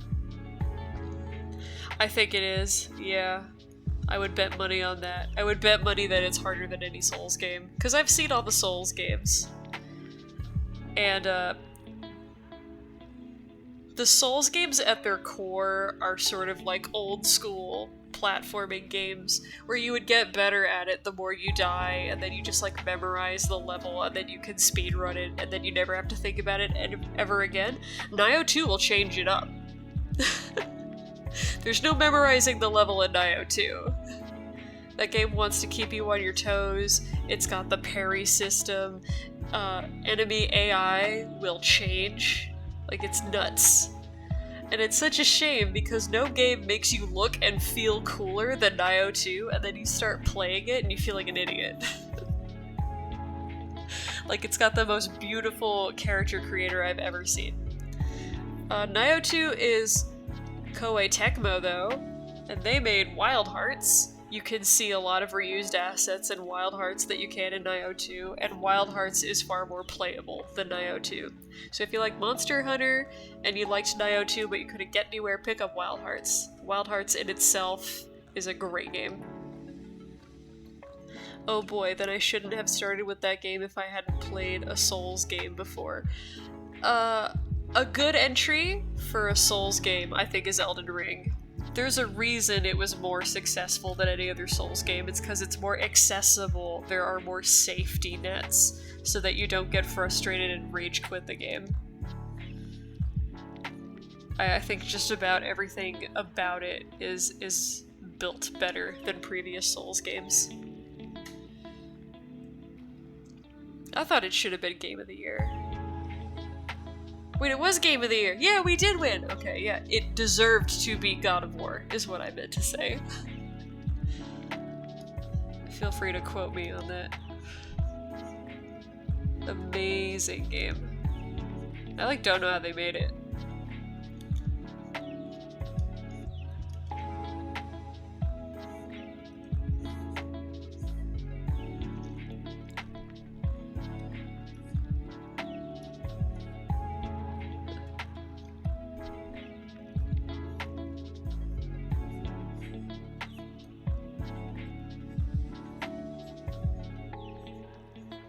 absolute triumph. What? What are you whatting? What are you asking me what to? 'Cause I'll clarify it.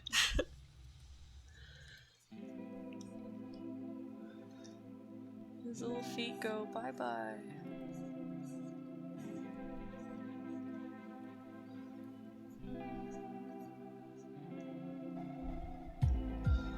This foot just needs to be wider, my bad.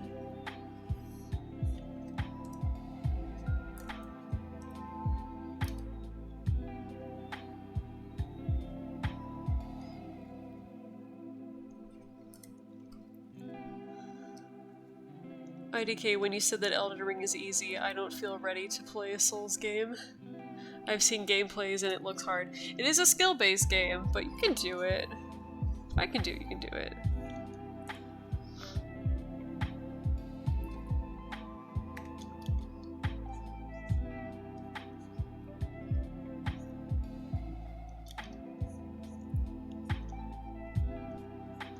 I feel ironically like what keeps people out of the Souls games is the Souls community and how obnoxious they are about how you should play the game.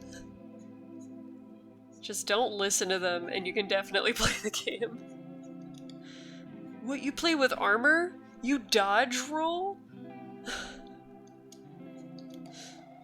You play the game without a blindfold on? Ugh. Get good. Here we go.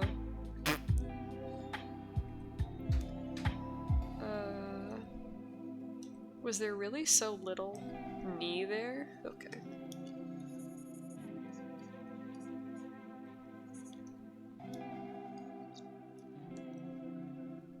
Maybe I'll just make it round.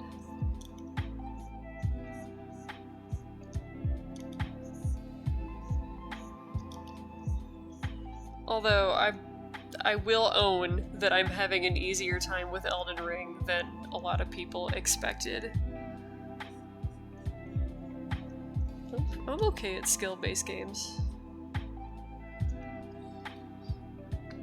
Like, I beat every boss on the second try except for the Elden Beast, Rykard, and that dragon that's outside the capital. It feels like fighting a Fatalis. It's just the breakfast for a Souls player. No. No, not at all. That's what they want you to think, though. You have sex before playing it? Fucking casual. What? No. Fatalis is a very hard endgame fight. It's not like every fight in Elden Ring.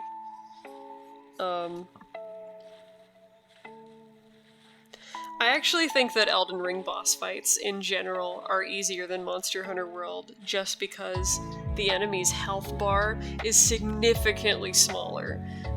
The fights are like seconds or like a couple of minutes instead of like 40 minutes.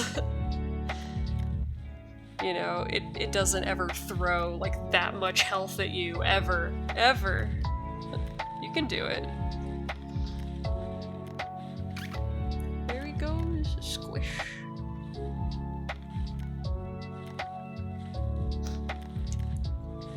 Look at that. Ah! He's so smushed.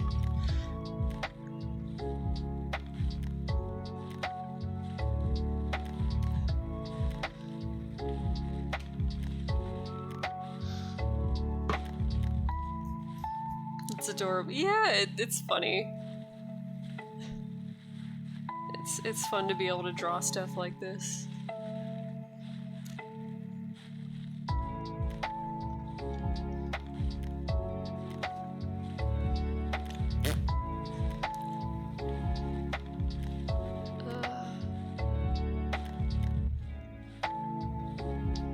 I think most of this stuff, I think the rest of the frames here are pretty self-explanatory, so I'm going to put some placeholders in just to check the movement. Rename in timeline order, please.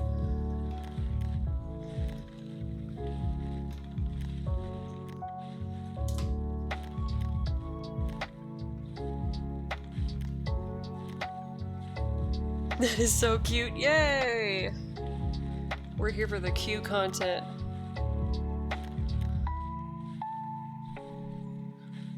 Pablo Pasilas. I'm sorry about your name.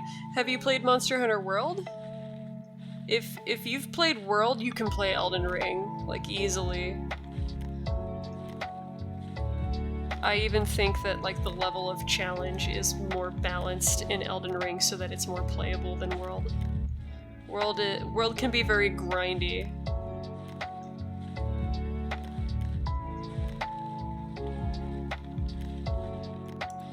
Yeah, then pick up Elden Ring. Elden Ring's a phenomenal game.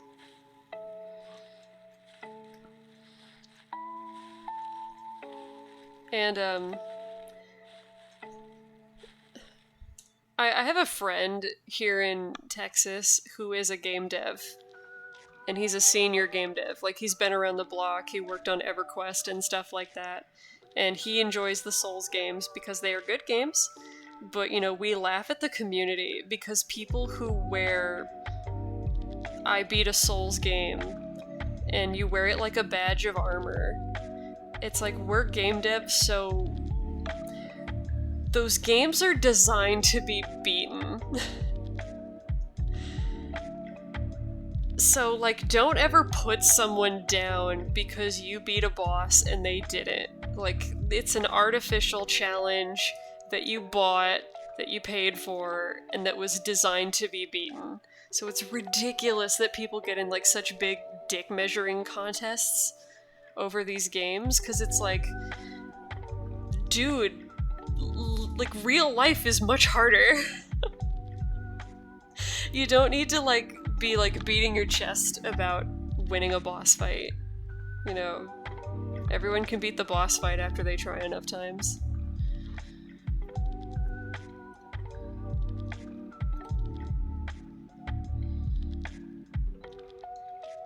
And if that's, like, a super brutal thing to hear, that you really thought that beating Melania was, like, a real life achievement, like, bro. A lot of people beat Melania. She got nerfed to hell and back, but even, like, week 1, it's just a boss fight. You've played even Generations Ultimate and Rise Sunbreak. I like Rise, I did not like Generations.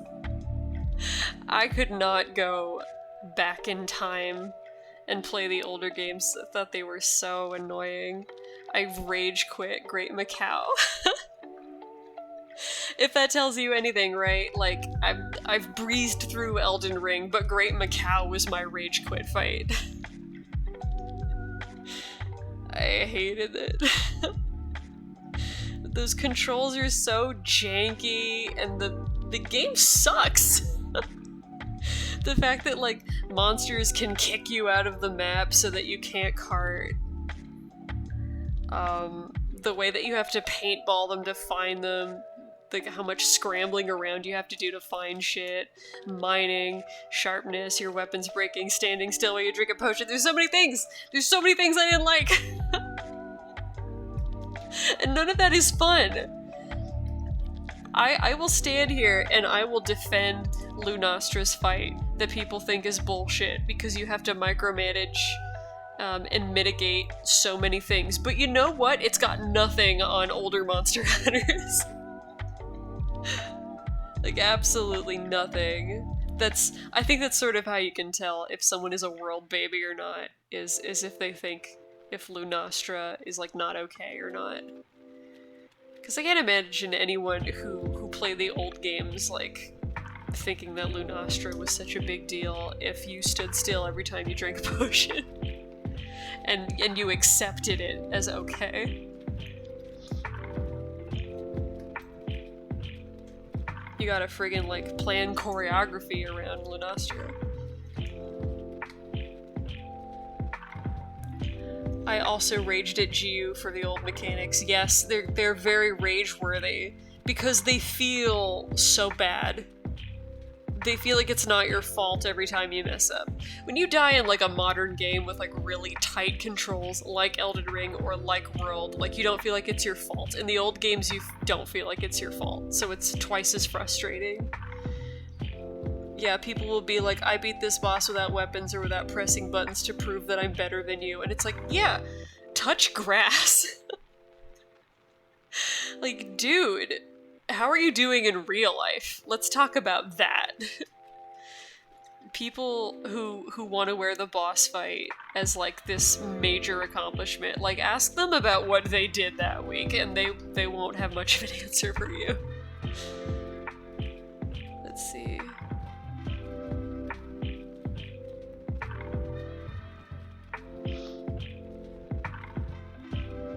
And I know that, like, I'm sounding pretty harsh. I know that, like, there are people for whom they don't have any option right now other than video games. But, you know, you still don't have to participate in the dick measuring over the silly stuff. Like, it's a video game. But somehow I managed to finish it. You finished GU? Man, I think I got to, like, the second monster, and then I was like... no. I'll play anything else. Yay! See, that's coming along. Let me turn off a couple of these background layers to get a good look at it. Yay! That looks smoother than I hoped, or than I thought it would be. Like this with a little bit of cleanup, and he's gonna be done. Like his little grabby hands. Whee! Yeah, let's do it. I can sit here and finish the lines for him at least. I thought Luna was awful the first time I fought her, but I got used to the fight over time and brought the right stuff. Now she's not that bad. She's my favorite monster. I love her. I love her animation. When she dropped and like I saw her tail swish, and it was so clearly like a girly tail swish, I was in love. Just wonderful creature animation for her. Because she really has like a femininity to her that is so subtle and hard to get when you are animating something like that. Just wonderful. And I love her fight. I think her fight is great. It keeps you on your toes, it's like always exciting. And but it's also not like run for your life like Raging Brachydios. Are you guys talking about Melania with a mimic? I fought her with a mimic, I couldn't beat her. I need to go back, or no I didn't. I'm thinking of the Elden Beast. I'll go get Tish for Melania. Lunastra is harder than Fatalis, changed my mind. I've never fought Fatalis, but I have fought Elatrion, and I thought Elatrion was totally manageable. I was very disappointed in the community calling for him to be nerfed when I thought he was a perfectly reasonable endgame boss fight. I was like, you can beat this guy. Who says you can't beat this guy? He's like really cute, right? Look at him. I just want to like roll him. He's sort of like, he's got like beach ball feeling. Little cutie boo boo.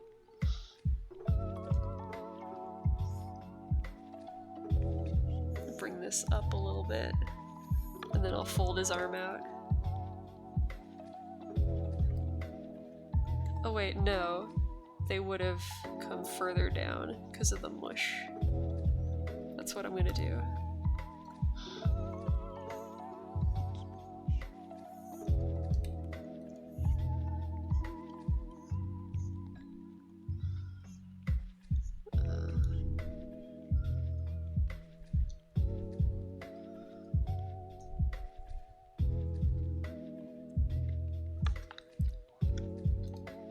Pull this up a little bit more.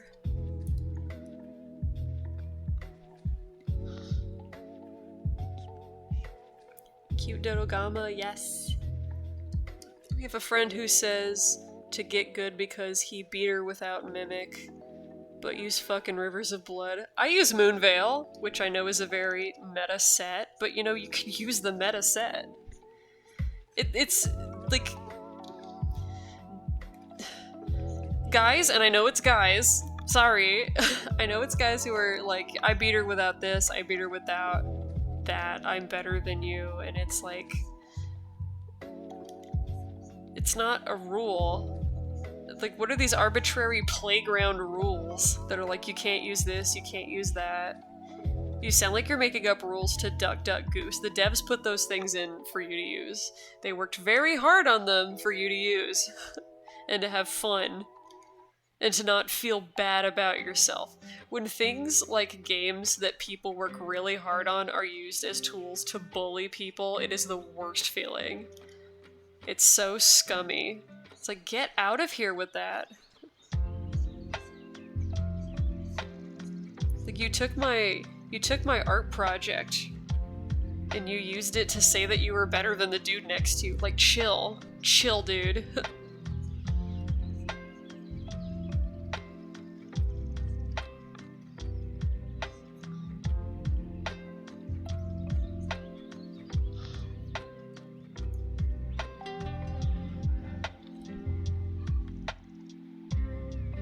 Devil Joe is currently my favorite fight in World so far, even on quests where it's not the target, just Devil Joe appearing on the quest makes it more fun for me. My brother loves Devil Joe, and I don't. Fighting Devil Joe is like fighting those carnival rides that like spin around, except he's really tall and you can't hit him. I'm like there with my hunting horn, like trying to like tickle his tummy, and I can't reach him because he's so leggy.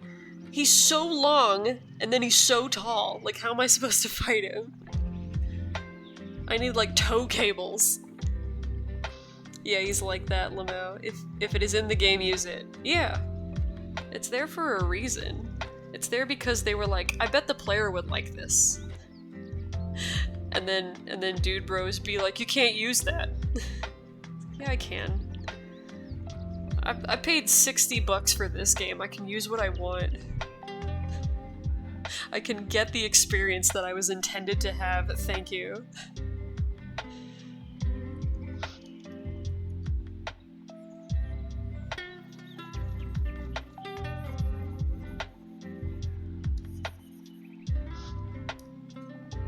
What was before this? Oh, that's the next one. Okay.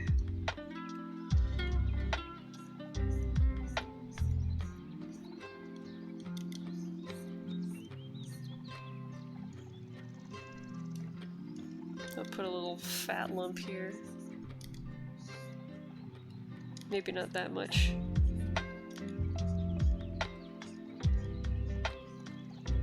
Maybe not that either. Huh.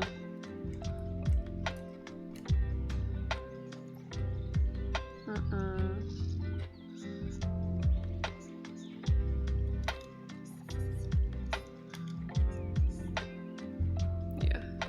Maybe like that.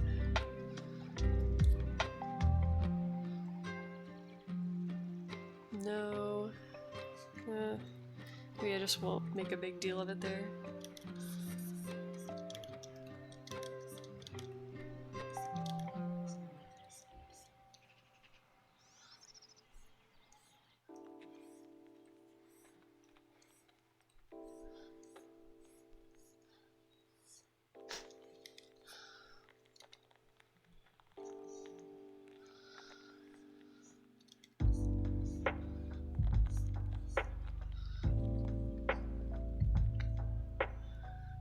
I use greatsword, so I know the feeling. Yeah, my brother uses greatsword and charge blade, so he has an easier time with Devil Joe than I do.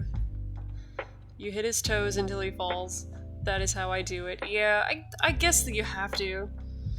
But he's so big that I'm always jumping out of the way and I can't see my character under his, like, pinwheeling.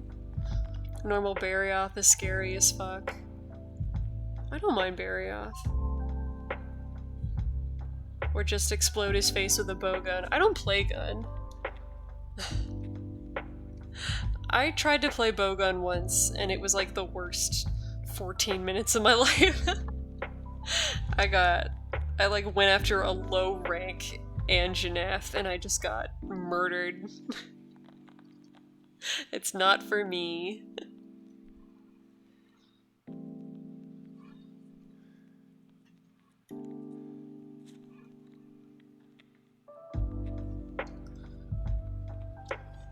Like, I never play shooters, so I'm not used to having to, like, have that kind of headspace when I'm gaming.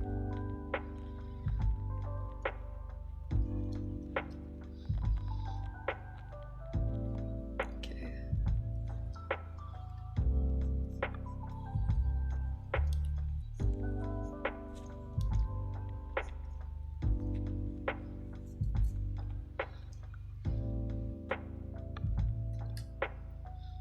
Yeah, I imagine. You gotta practice with it, there's no way around it. 100%. I'm going to eat, so I'll be back. Alright, have a good lunch break. We'll just be here, doing this.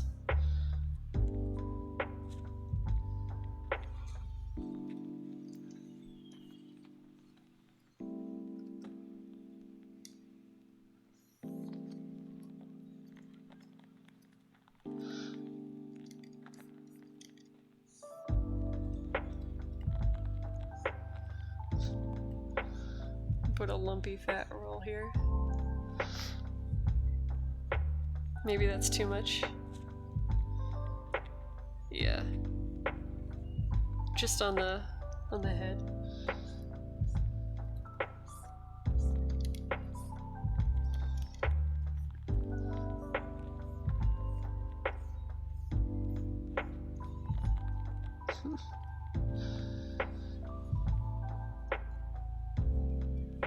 No, not that extra line though. Gross. Oh, we're almost done. Neat.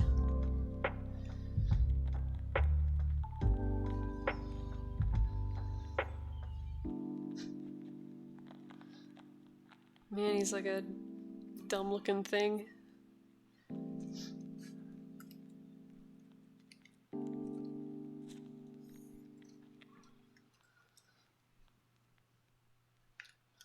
Now we can do the fat butt thing.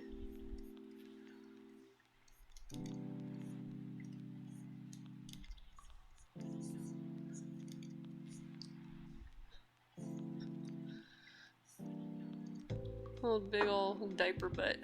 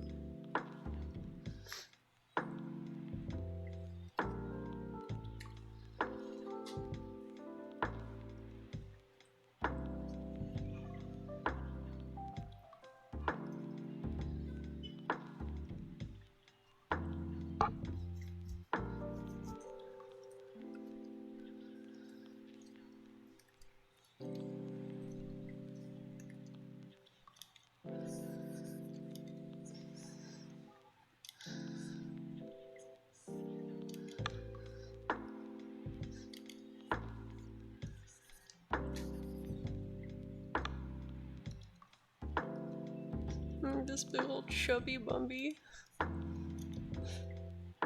Man.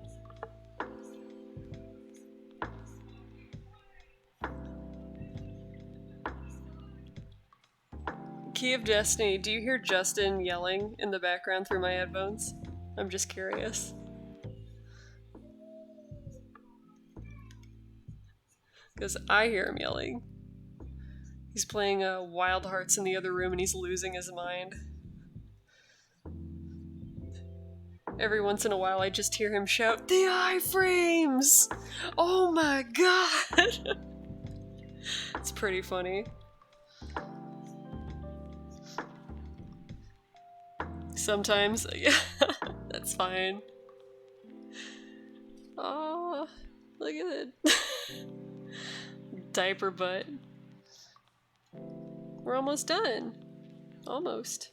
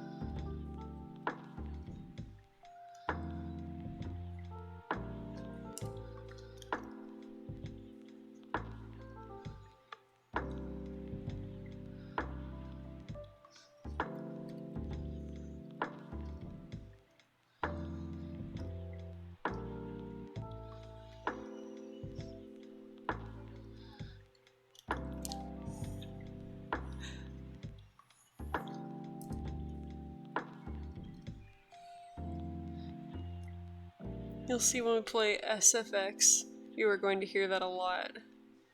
What is SFX?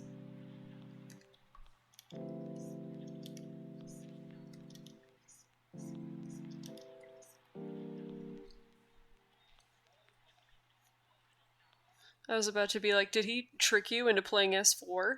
Is S4 still up? Street Fighter 6, yes. Okay. I might, and don't hold me to this, I might try Street Fighter 6. Maybe. We'll see. I'm like so afraid to invest time in a fighting game, but I might try it.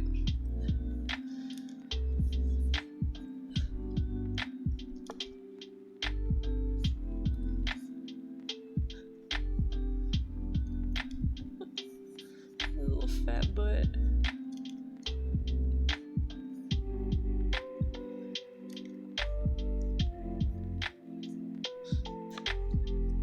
Oh no. What does that look like? Does it look super weird? Bet it does. Maybe not then. I think I just have to angle it more.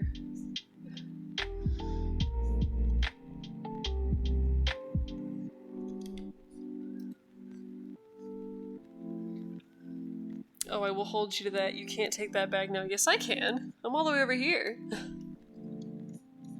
I don't know who I would play. And I have no head start on everyone who's been playing Street Fighter for 88 years. But I usually play like zoners.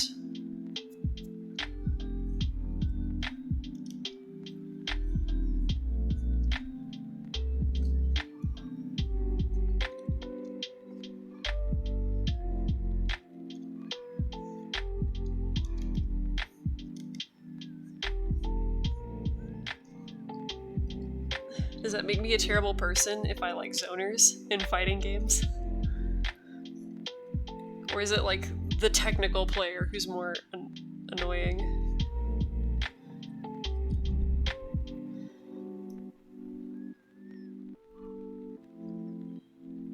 Is it like as long as I'm not choosing Happy Chaos? Or Meta Knight? Or all those other broken characters? Happy Chaos is just so like, where you guys? You did this on purpose. You're trolling. You knew. Come on. There's no way.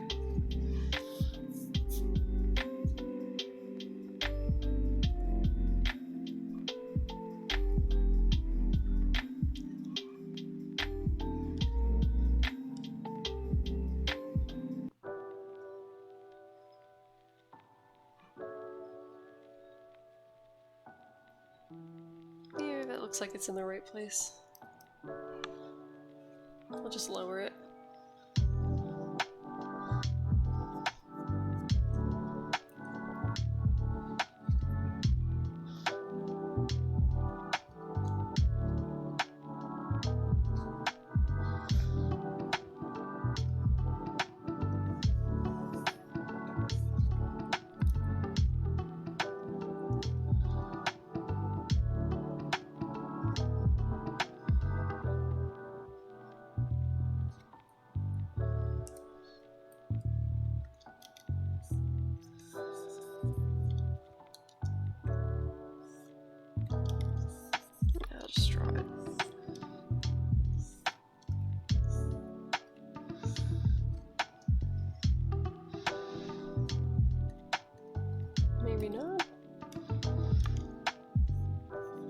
that doesn't look too adult themed.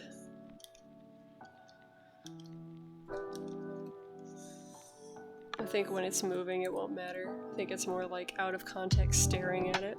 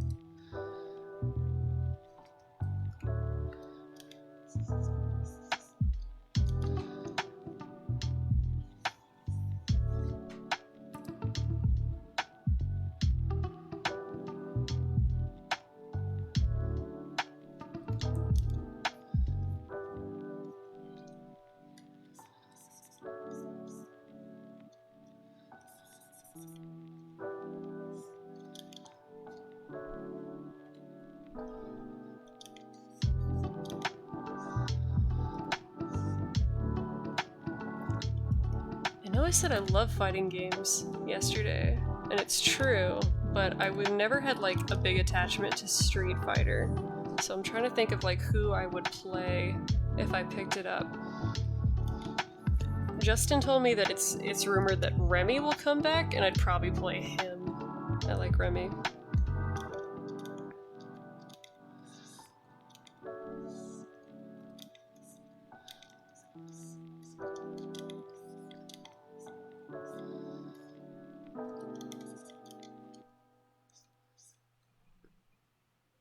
He's not a boss character, is he? Remy? I wonder.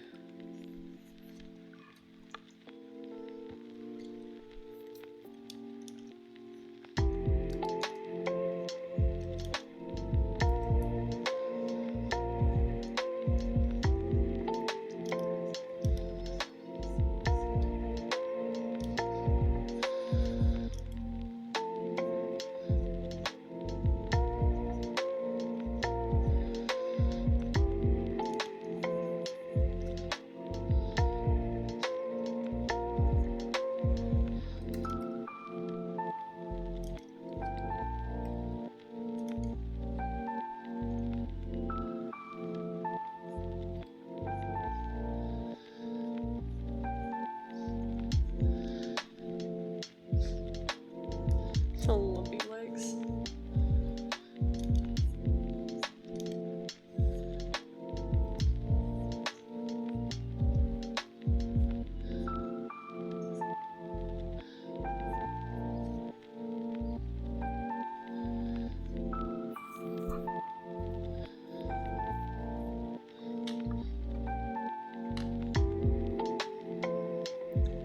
Pick the character that you find the most appealing to you, Remy.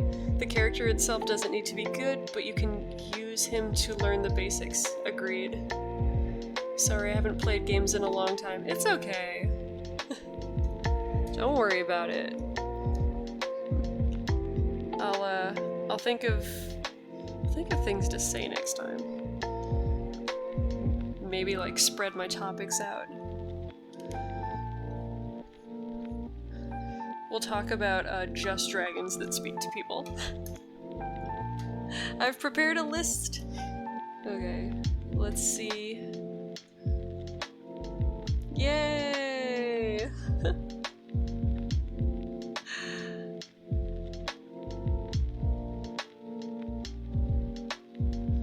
That's fine. He looks squishy while looking kind of like heavy and solid in the middle. He has like the fat roll.